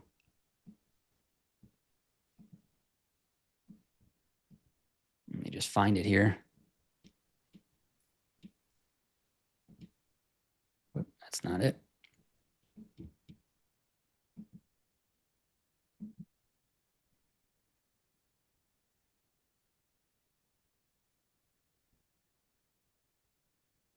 Okay, here's cockpit number 2, and it's live. So with cockpit number 2, you have, this is what we call our futures grid, and this is running on Zoom. So on Zoom, how this looks, right now we're getting a nice move happening in the NQ. It started, and I'll come back and I'll talk about this, but we have the 3-minute in here, so that's more of your precise scalper view or your tactical view of what's happening. You know, you get we really zoom in on that price action, and it's very, very helpful to get a feel for what's going on. And yeah, I'm just watching this develop here a little bit.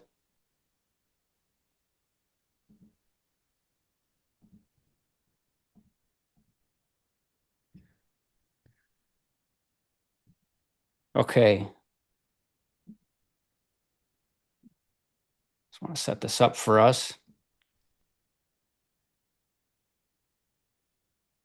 All right, I'm going to pull over. I did a couple slides here. So this is cockpit 1, cockpit 2. I'm showing this to you because if you get the day trader service, you have access to that standalone impulse monitor. We're going to look at that again in a second, do some live trade planning. But then you also have access to cockpit number 1, cockpit number 2. From the Zoom link, you will be able to click on, at the top, there's 2 tabs. You've got cockpit 1, cockpit 2. It says cockpit number 2 over there, and then Matthew Serpy, that's me, camera, that would be for cockpit number 1. And then if you click the second tab, that opens up cockpit number 2. So that's how you can view at the same time or independent of each other, but they're both right there. You can look at both of those cockpits. So if you're a futures trader or if you're looking at the cash indexes, a lot of times if you're on the cash index and you're thinking, you know, what is going on? Why is the market stalling here, consolidating here? Whether you're not seeing it in the price zone roadmap, it is going to show up in cockpit number 2. I have built-in linear regression channels in the 15-minute major and the 3-minute minor. They are fantastic for those of you that are looking to capture a set number of points. And you're going to get those channels to work in, and they're dynamic channels. And you can see it here on the 15-minute here. It was up against one of the thinner resistance zones as part of the channel on the 15-minute. So you can the equilibrium line, which I have colored blue, A lot of times you'll get a lot of chop that happens when you're in between the dashed line in the sand, as I like to call it. And then once you break out of those, you really get some good accelerations. And that's what Slim talked about before, that we're looking for are these key impulses, where in the NQs you can make, 30, 50, 75 points in a matter of 15, 25 minutes, rather than, fighting the choppiness, going, what is going on? How come I can't, I'm not getting any movement out of it. Well, this is really going to help you get a sense of when the moves are likely happening. Now, there's no guarantees. There's only probabilities. And once you learn these patterns, you give yourself a better chance to be profitable. And you try to pull all of the information together. So I talked about before that the left chart here, which is what we call the major chart or 15-minute chart, think of it as like your left mirror. It's giving you, in a car, it's giving you a broader, I'm sort of making this up in terms of you had a left mirror that did one thing and your right mirror did another thing. And then you have your windshield that is the in-focus view. You got your bigger picture view on the left. You got your tactical zoom in view on your right, which is the 3-minute. And then you got your 8-minute, which gives you a ton of information from that, I would say, the planning perspective, the execution perspective. Here we have that line in the sand. You can see it got choppy. The reversal scout turns up. You can see here where I'm just going to get where's my pen? There's my pen. So this was choppy in here. Really no good. And then you can see, though, that the trader radar started to get lower and lower, which that means that there's selling going on. But then you start to look at when the selling starts to almost disappear and the color changes. So we had a yellow that actually appeared down in here. You can see a little divergence happening in the SMI right there. So those are some warning signs. And obviously, if you're someone who follows a candle development, you can see that tail there telling you that, is there a potential transition happening? And then we get the switch from a negative reversal scout to a positive reversal scout right here.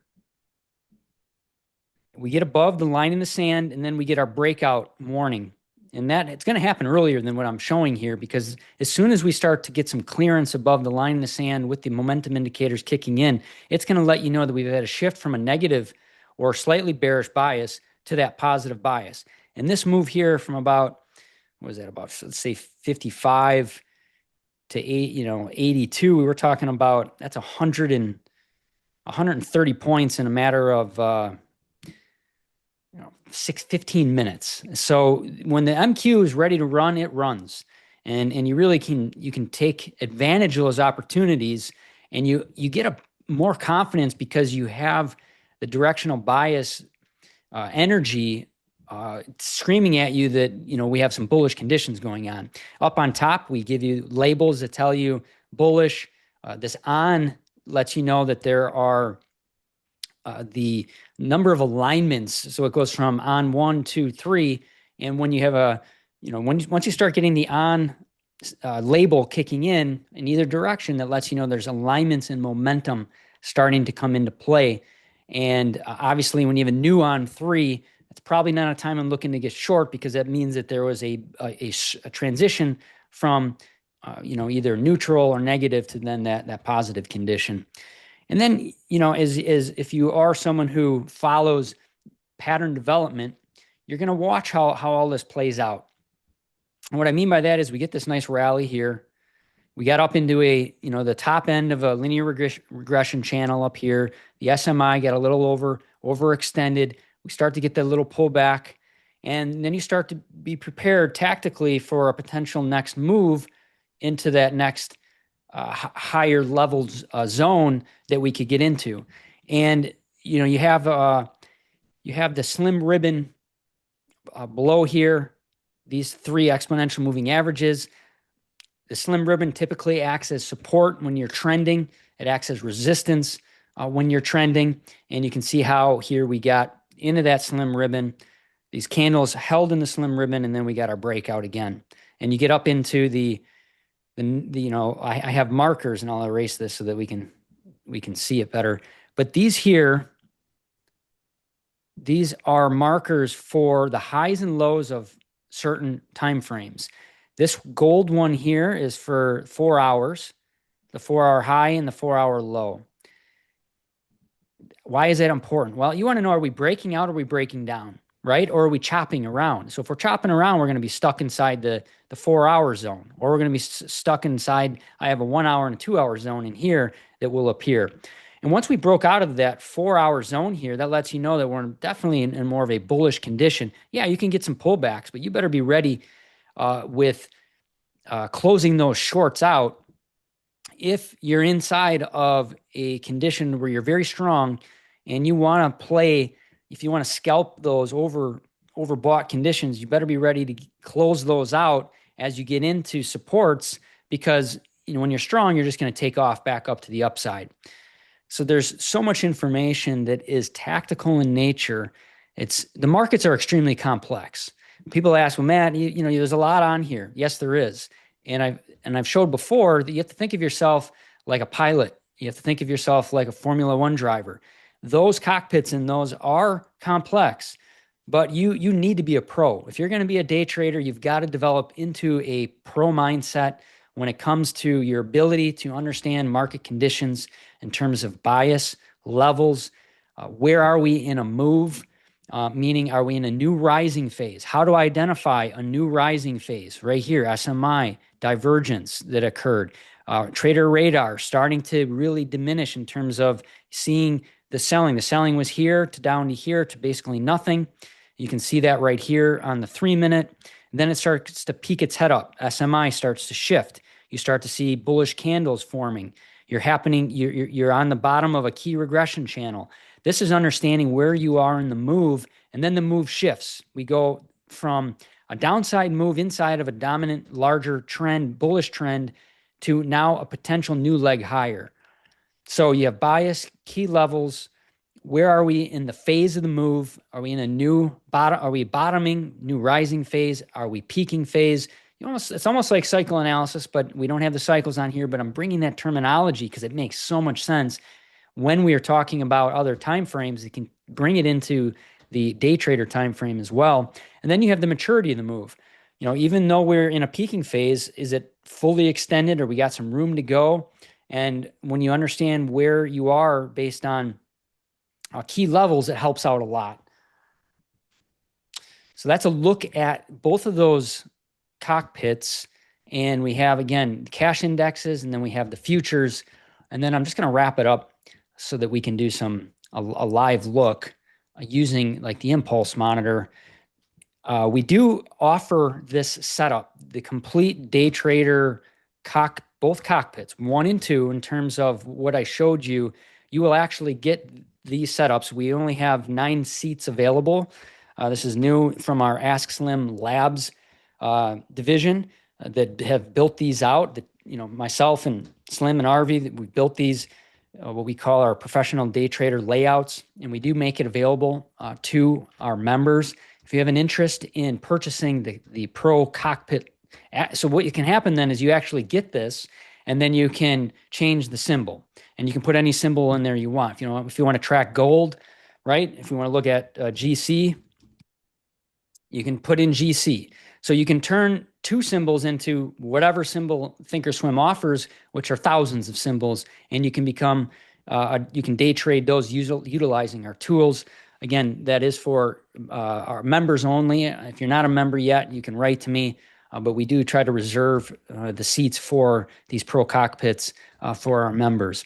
All right, so now what we're going to look at are some other symbols, and we're just going to spend about 5 minutes or so, maybe 10 tops, and look at a couple symbols here. If anybody has one they'd like me to throw in, I'd be happy to take a look at it, and we can talk about the intraday tools here that we could use to try to dissect.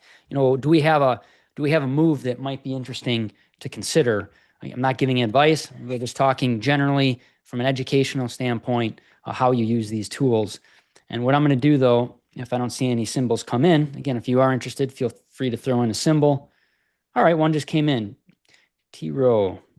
Don't know much about that one, but we'll see what it shows. Is this one that you trade intraday trade often? Just let me know if that's something that you do on a regular basis. But let's take a look at that one.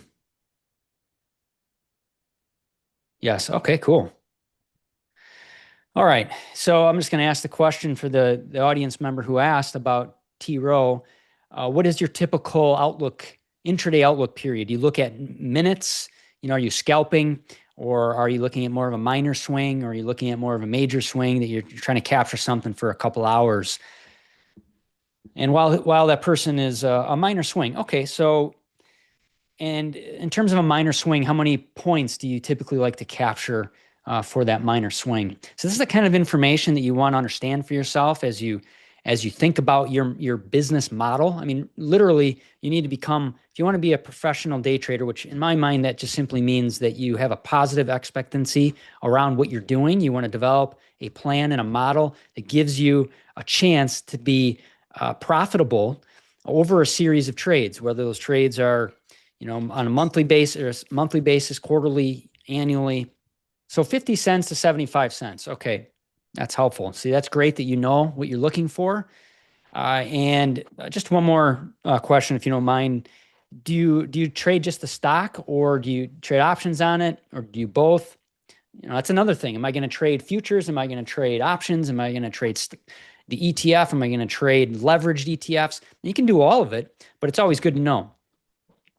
Stock only. Okay. And do you go long only, or do you do both long and short? Another thing, am I going to be long? Am I going to be short? Am I going to be willing to go both ways with it? So that's another key question. Long only. Okay. So this is really helpful. I appreciate the input on that. So if I'm looking at long only, then for me, and the tools that we have, I'm going to start with the bigger picture. And what that means is I want to get a sense of the dominant directional components, and am I seeing long side opportunity? Am I seeing a bullish conditions, or am I seeing bearish conditions? And we're at askSlim, and especially myself, who's been trained by Slim, the focus of bias, the focus of trend, the focus of momentum, understanding what phase you're in is paramount.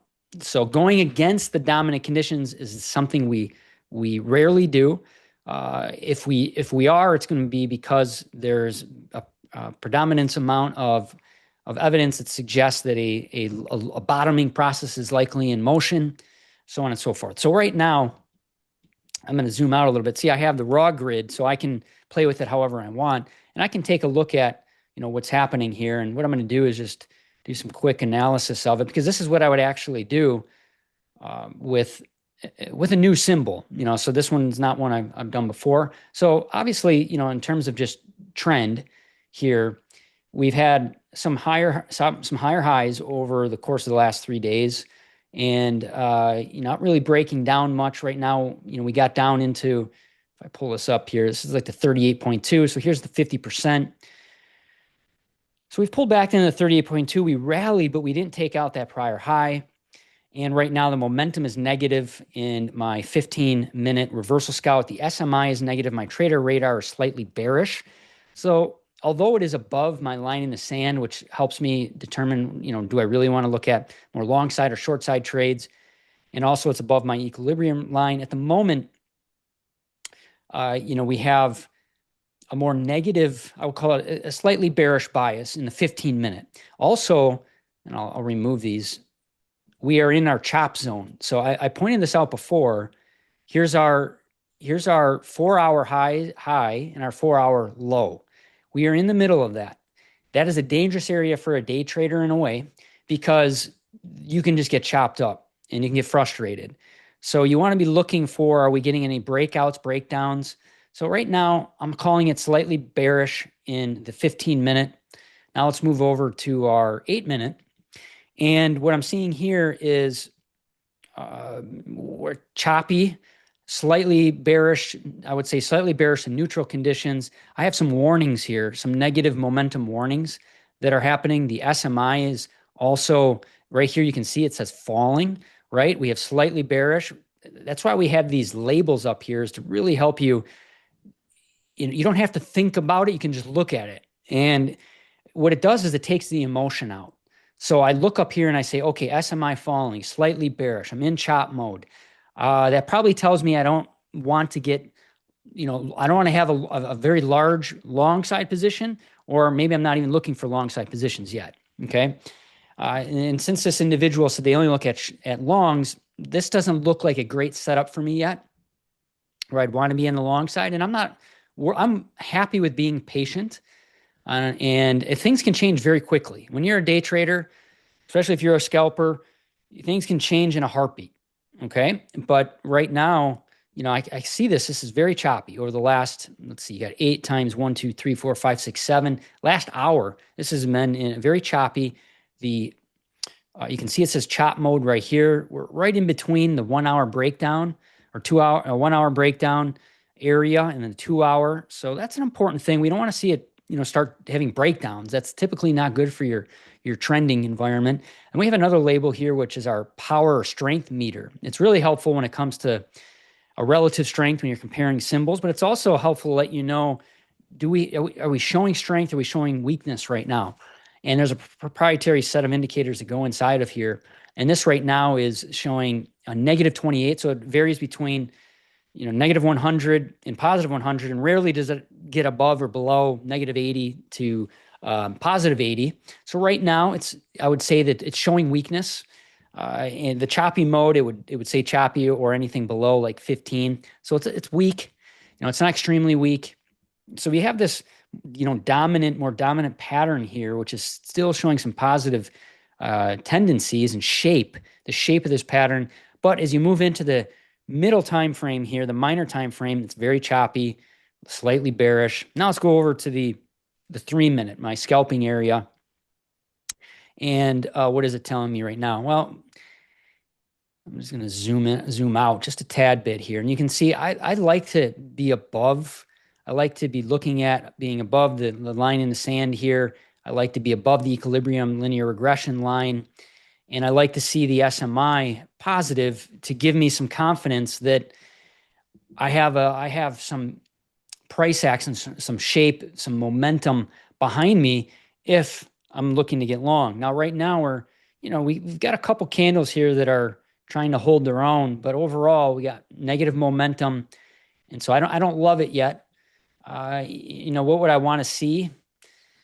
Well, I'd want to see something happen with price. The price is king. So I'd want to see, basically to get a higher high here in price, really to get over this candle, and then maybe on a pullback to see it accelerate through the line in the sand and then get back above the equilibrium line. Now, what's happening right here at the moment is we are seeing a little bit of buying come in. And if we did see a turn up in the SMI, that could tell us that we have a low forming.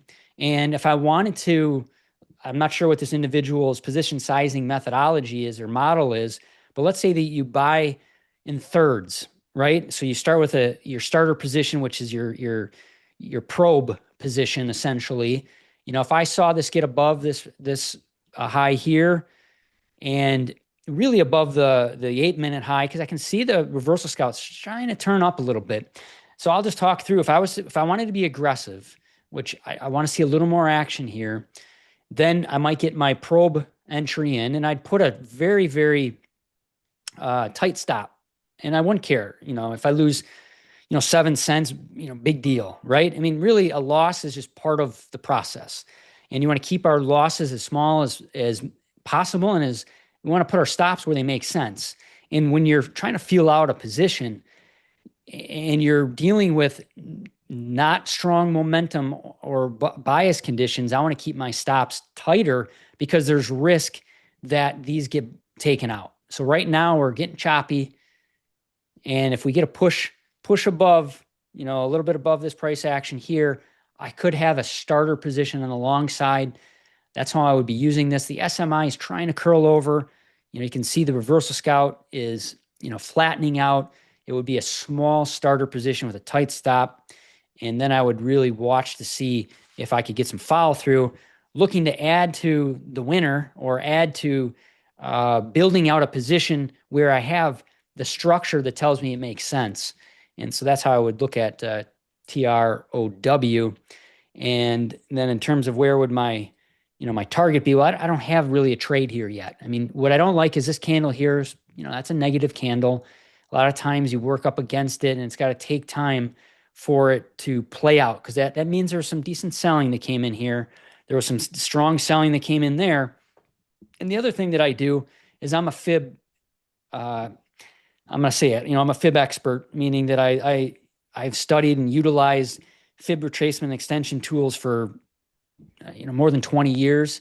And I always want to know my levels. So what I'm going to do, and I'm going to do this live, is I'm going to look at these key levels real quick on the downside and the upside.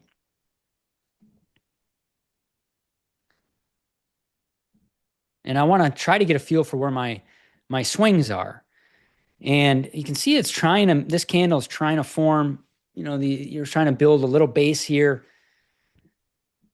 But this swing is important. If we can get above there, that would really start to build some structure inside of this overall picture. If we were to break down below this prior low, then that opens up the door to these next levels. If we can hold right here and we can turn it, then what I'd be looking at on the other side, because I'm always looking at upside downside. And again, this is not looking, this doesn't excite me too much, but I'm ready to pull the trigger if the price action tells me. Again, on the long side, it's going to be small, very tight stop. Okay, so I got a little pop here. If I want to do, I would, again, I'm not giving you advice. I'm talking through how I use these tools. I would go long in my starter position, and then I would have a stop. Again, we're up against this candle here, but this is giving you a little bit of a buy signal. I don't love that we're inside of these other, the slim ribbon here. Typically, this is more negative than positive. But if all I did was go long and I had to honor a method, because this is overall positive shape, we're slightly bearish. I don't love it. I would be very small position right now. And that's just how I would operate with it. My targets on the upside, the first target, so this individual likes to look for about 50 cents. Let's see if I can even, that's a really important point. So can I even get 50 cents out of it, since we're in a little bit bearish structure? So this move here, if we were to get going, it might get me back up to here. That would give you about that 50 cents. But again, this is overall weaker than stronger. And the only thing I would have had here is a small position, but there's risk. If we break down below that candle, you can see follow through the downside to those levels that I was talking about. Overall, this was showing more weakness than strength. You want to get above the blue equilibrium line and the line in the sand to really tell you have strength. And if you had a position, you'd only even risk maybe 7 cents or so. And if you break out, then you have an opportunity. But let me just look again at that downside. If we were to break down, where I'll be watching for support to form. 107 to about 107.67 to 107.35-ish. Let me just see how that would match up with. I always like to look for fib confluence areas, zones. Okay, so that's nice. So it gives me a 50% here is close to that 78.6 extension. So I would say that there would be a pretty significant reaction if we got into that zone. So if I was short, because I go both long and short, now that we broke down, the odds favor a continued pullback. My stop would be above this prior high here, somewhere around there. But again, you're inside this chop zone. You've always got to remember that when you're in chop zones, you could just get chopped up. Now, a lot of these brokerage firms, obviously, they give you the ability to have, there's no commissions when you trade stocks, so that's helpful, right? But again, you're in, you're out, you're in, you're out. You could always make your stops wider.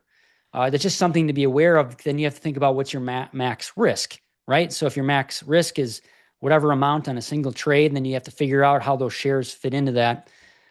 But when you're dealing with chop, see it says chop, there's a good chance you get chopped up.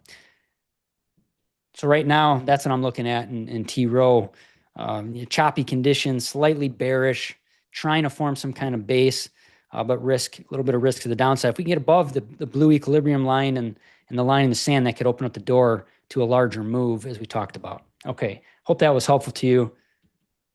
Now we'll look at a couple other symbols here. All right, so I'm going to go into, this is the impulse monitor. I talked about this earlier. The impulse monitor is a standalone tool that you can use. And why I'm going to use this to help me find some symbols that I have an interest in that we'll look at. All right, so SMH right now is very strong. Apple's actually strong. SPY, QQQ, NVIDIA. So let's go look at Apple and SMH. And, you know, if you're trading, you just keep your eye on the pattern formations. And once something finally sets up, then you know that you have a better opportunity. The SMI really never turned up here either in T-row. Again, very choppy. You can see how it's really, the candles have really compressed. And it's telling us up on top, you know, I always, if you want to go against it, you know, you go against it, but it's telling you that you should be thinking about the directional bias, your position bias more on either, you know, for this person, it's long side. So therefore, I'm really not doing much yet. I really want to see the pattern structure, the momentum, at least tell me that it's behind me. You know, I've got the wins at my sail rather than fighting it. If he would have said that, you know, I'm looking at 10 or 15 cent trades, you know, that'd be different. But 50 to 75 cents, you do need to have some momentum and trend with you. Okay, so coming back to the impulse monitor, SMH, Apple, let's just see what those look like.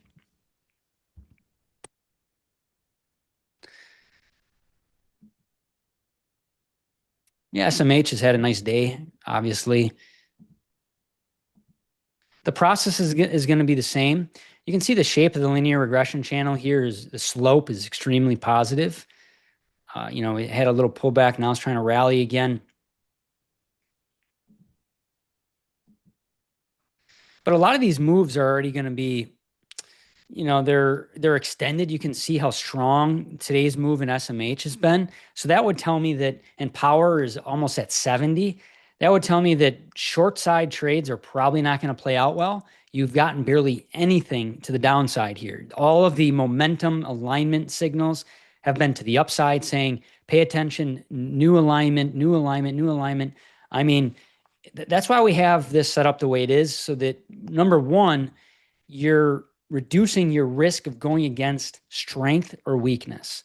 If you can prevent that, you can prevent a lot of larger losses and pretty much, you know, they're going to be lower probability trades. Where you get into trouble is when you're really in extended moves, even though the bias is still positive, but you're extremely extended, you're up against resistance, you know, things get very choppy.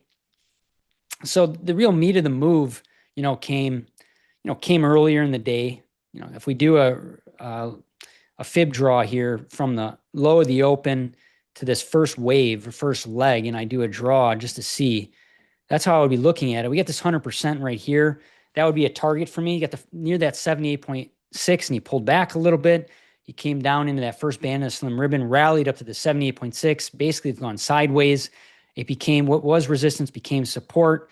And then we had another rally. Now, while all this is going on, you can use the more tactical 3-minute, and you can see how these shapes play out.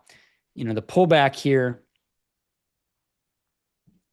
the pullback to that 100%, which was then on the third band of the slim ribbon or the 21 EMA, pull back to support, and then you chop. You got a warning here going back positive, some positive price action. The reversal scalp goes positive, SMI goes positive, and then you have a new move. Again, what are you trying to capture? 1 point, 2 points, 3 points. It's a great way to get with the momentum, and then you can get a read on where those next key, you know, levels are in terms of using the linear regression channels really help with that. Now we're up at that top end of the linear regression channel here. So this move is quite extended, but it's extremely strong in SMH. You know, what I'd rather be doing is, you know, essentially now we're dealing with end of the day choppiness that's come from very strong moves. It doesn't mean you can't have another one towards the end of towards the end of the afternoon here. And if we did, let me just take a look at where that could get some action here to the upside in SMH for the end of the day. So I'll be watching 390.50 as a new target so I want to pay attention to my key swing lows and highs. I'm going to move this a little bit to be more precise. That low is right here. So here's my key swing low. And there's you got some positive shape, bullish shape right here. We're very strong. So this would be where if you did pull back, you'd not want to see it get any further down or below these areas, because this is really where your shape for that leg exists. Pulling back into the slim ribbon again, pulling back into the lower band, this next band of the linear regression channel or the line in the sand. It's all possible. And then you'd watch for the new move in the SMI or the new breakout. Right now, trader radar is very strong, but also telling me that the buying is, I'm not going to say it's dried up, but a lot of it's been used. If you look at the trader radar, and I talked about how it's meant to give you a sense of the maturity of the move, right? Well, here was, if we look right here, this was like a low that formed, and then you see the price wave just continuing to rise. And that rising price wave tells you it's very strong, but also tells you that now it's getting very extended. And you can see that the SMI now has shifted to falling, and we had we're near a 15-minute breakdown. So that's where the low was from before. There was a breakdown.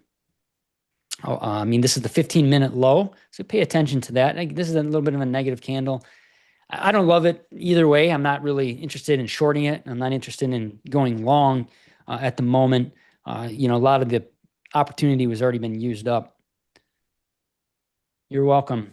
All right, so that was that one. Now let's look at Apple, see if there's anything different.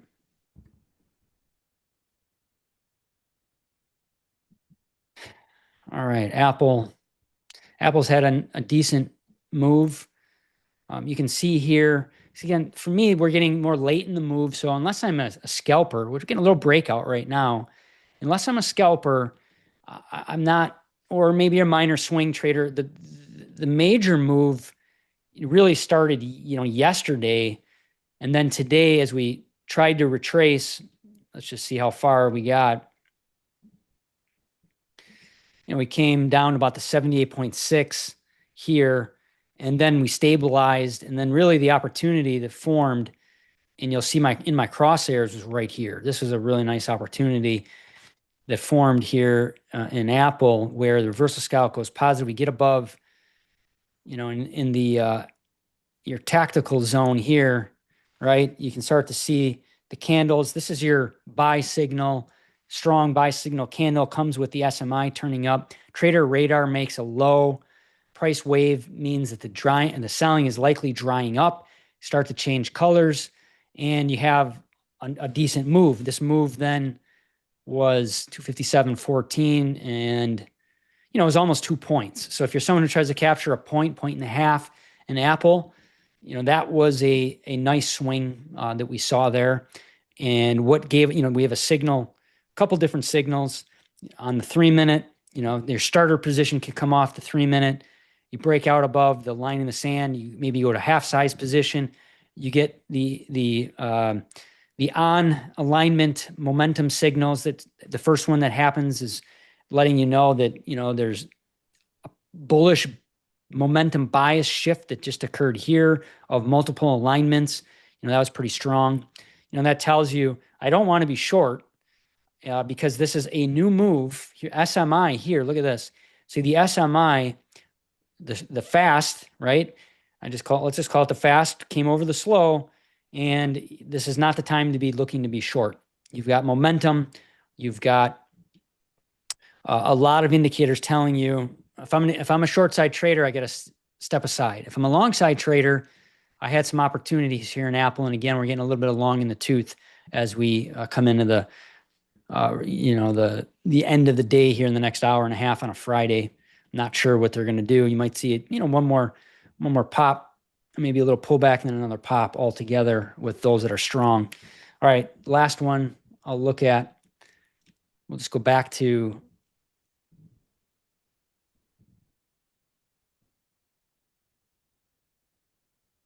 the impulse monitor.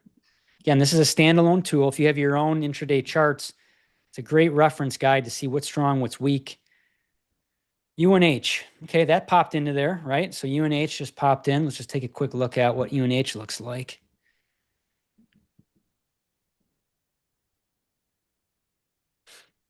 UNH, yeah, I mean, if you're catching these, you can see it's breaking out above the line in the sand. It's peeking its head above the 2-hour the 2-hour high, right? So this is a breakout, not breakdown. So I'm not looking to get short. You can see the SMI here is extended, but that tells me it's a strong move. This would have been the breakout trade right about here. So if you're following this closer, this pattern here is similar to that T row that I looked at earlier in terms of, you have more higher highs shape. I'm above my equilibrium line here. I'm inside of a upswing in the SMI on the major, and I'm starting to break out. So this could be a little bit of a pop. Where would I be looking for that one to go to? If I was a swing trader on the minor, you can see it's fighting the 38.2 right now, and I mean, it's already had about a point move from the breakout area. So you got to think about that. If someone's day trading, they're quarters, halves, 3/4 point, 1 point. Once you have those happen, you can get into these consolidations. But this is a strong move. The next one on the upside would be around 345, 85-ish. So that's where I would be looking for on the upside based on, this is a retrace. So I always think about, are we in a retracement play or a continuation play? And this is a retracement play off of this leg here. Okay. And you're probably going to get a reaction around that 345.85. Might not be too many sellers that come in until you get there. And I really wouldn't want to see it. These candles here are important to me. But then definitely the line in the sand. So it all depends on what your stop is. If you're looking for, so what do we got here? We got 80 cents on the upside. And then if my stop was, around 352, what's that? You're a little better than 1-to-1, maybe 1.25 to 1. If I had my stop down there, maybe right now, I think we're a little late on the entry, but I wouldn't be afraid of the entry, but I think we're a little late on it. And you just can't be afraid if it pulls back here into where these last few candles have been, we chop around in here and then try to make another move, or it breaks out, which it's trying to do. And then my target is 345.85. Stop would be, somewhere around 344.56. Or if I really wanted to have it tight, it might be closer to this low. I would probably do a retracement off of this low. But now that I'm breaking out, and if I had a position on, I would probably be looking to trail that and not want to get too much lower than, say, 344.85. And as you continue to rally into a profitable situation, you don't want to give your gains away. In terms of letting your winners run, I always look at that. You got to be a lot more practical or precise with what the heck that even means, rather than it just being a buzzword. And you can see the pop that we're getting right now. So, this is why these tools are so helpful. We had a line in the sand here. We had our 1 hour and 2 hour breakout lines, and it's trying to get above it. But not knowing where the retracement area is would be dangerous to me, because it could get up into near this and then pause or fail, or it could keep going. But you don't really know, and you have to make decisions. If am I after that 75 cents, and then I'm out. So that's how you can use these tools. Again, it helps you with taking complex information. There's nothing simple about the markets. Look at this move here. I mean, anyone who says, I want this to just be easy, I don't think they've ever day traded. There's nothing easy about this. You have to make a lot of decisions, a lot of times very fast. But you got to do your homework first. You have to know what do your setups look like? What do all the indicators mean to me? What is my sizing? When do I look to go, if I someone who does, we don't, I've been with Slim, I don't look at you're all in or all out. It's more, my first position, and then if you're doing thirds, a third, get your next, and then full size, right? So you have small, medium, and full. Maybe there's times where the market just tells you, you know what, I'm immediately into a full size position because it's setting up just the way it should. Fine.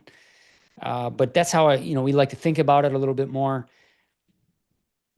But you've got to know your bias. You've got to know what are my key levels. You got to know what phase are we in. Are we in a new rising phase? So this would have been for me, this is a new minor rising phase. Okay, so we come off this is a bottoming process. We don't take out these lows. We're in a bottoming process. Reversal scout turns up. So this would suggest that the potential of a new rising phase, right? Or you'd call it, this is the rising phase. Right now, I would say we're still in a rising to / peaking phase. And, once you get closer to these key fib areas, then you're getting closer to potential peaking and then later maturity. But right now, this is more of a peaking. I'm not peaking. This is a rising phase. I don't think we're peaking yet. Maybe late peak or late rising. Anyways, you do these things to try to give yourself context. Otherwise, you might be jumping in on a trade when you're already in, let's call it peaking, right? And that's not when you want to be going long, is when something is extended, or unless you're a scalper, it's very different. But if I'm someone who's looking for 50 cents or $1, I'm not looking to get long, let's say at 346 after it's already run for a 1.5, and it typically only moves a 1.5 or whatever, 2 before then it contracts, right? And pulls back. So you also need to know the symbol you're trading. You need to know it like a customer, like you would your own kid, so you know its behavior. But with these tools, you really get really great insights into bias, levels, phasing, and maturity of the move. All right, so that's everything that I wanted to cover. Unless there's any questions, we're going to wrap up the segment. I went, longer than I planned, but there's always so much to talk about, and it's a lot of fun. And I'm glad that I had some questions and some of you that stayed along and got to enjoy a look at our day trader service. Someone had asked about CAG. Okay, I think this was. I don't know if this person was looking for the intraday trade. Olga, are you looking for the intraday look at CAG as for day trading purposes? Okay, I think so. Olga, if you can just confirm that you were looking for the day trade view, an intraday look at. Oh, for a few days. Well, that's not what this grid is really for. What I'm showing here, these are an intraday look. But I'll give you that really quick. So I'm going to wrap that up. That's the day trader review for askSlim. If you got questions, you can write to me at matt@askslim.com. Olga had asked about a symbol here, and so let me see if I can.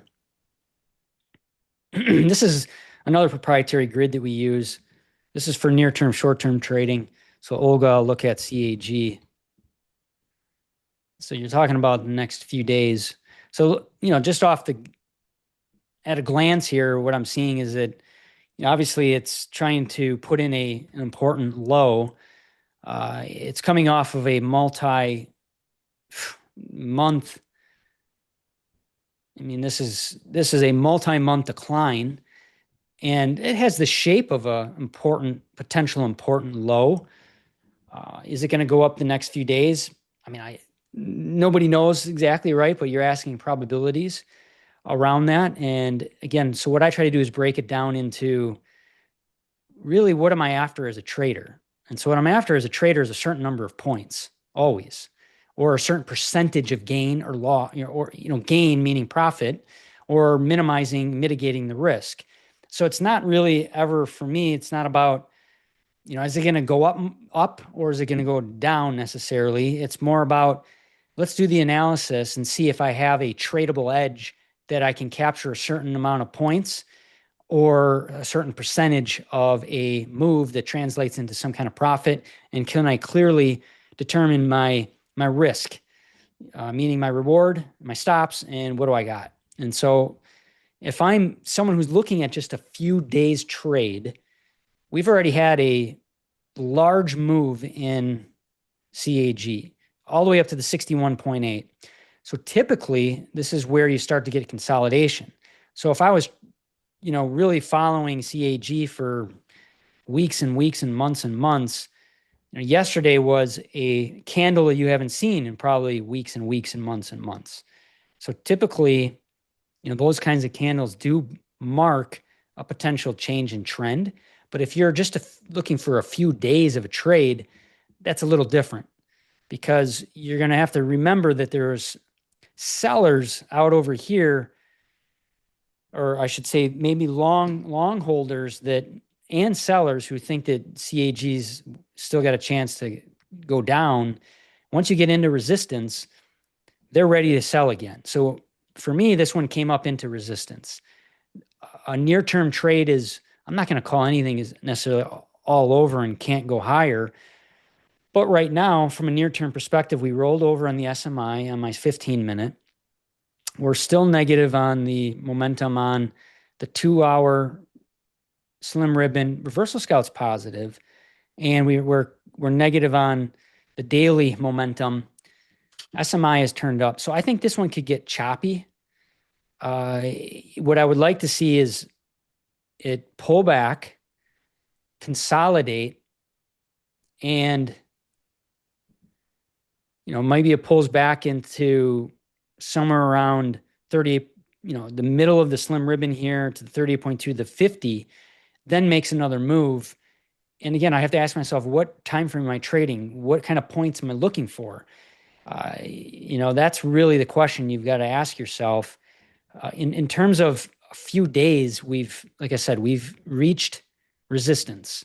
So if it's not here, it's likely to struggle if it got up to the 78.6.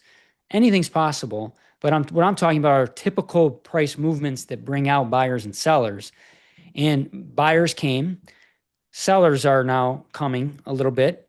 We have a little battle going on between the bulls and bears, and it's possible we could get up to that 78.6. So for me, it's really not about how many days necessarily. It's more about what's left in the move, and does it fit within the scope of what I like to trade for a profitable type setup.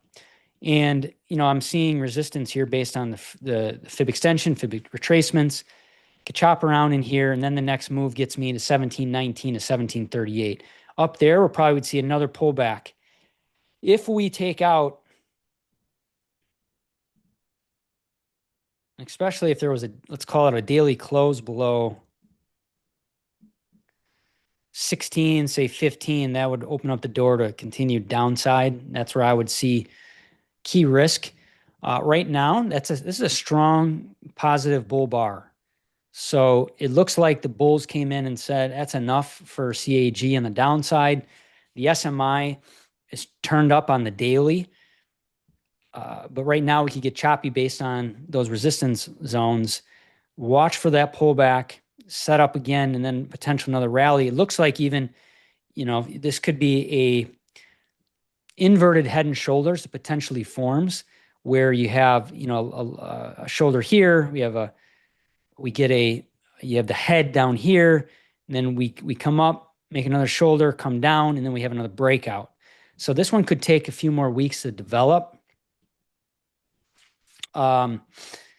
This could take a few more weeks to develop. If you're just a short-term trader, I gave you those levels to pay attention to. But right now, it came up into some resistance. Hope that was helpful. There's a question, if I'm a level 2 member, does day trader replace the level 2? No, day trader is a completely separate membership than our level 1, 2, 3, 4. Day trader is just focused on the day trader information. Level 2 is not part of the day trader membership. So it wouldn't replace it. It would be, you would be adding on to your level 2 membership. You would also get access then to the day trader membership. So I hope that was helpful.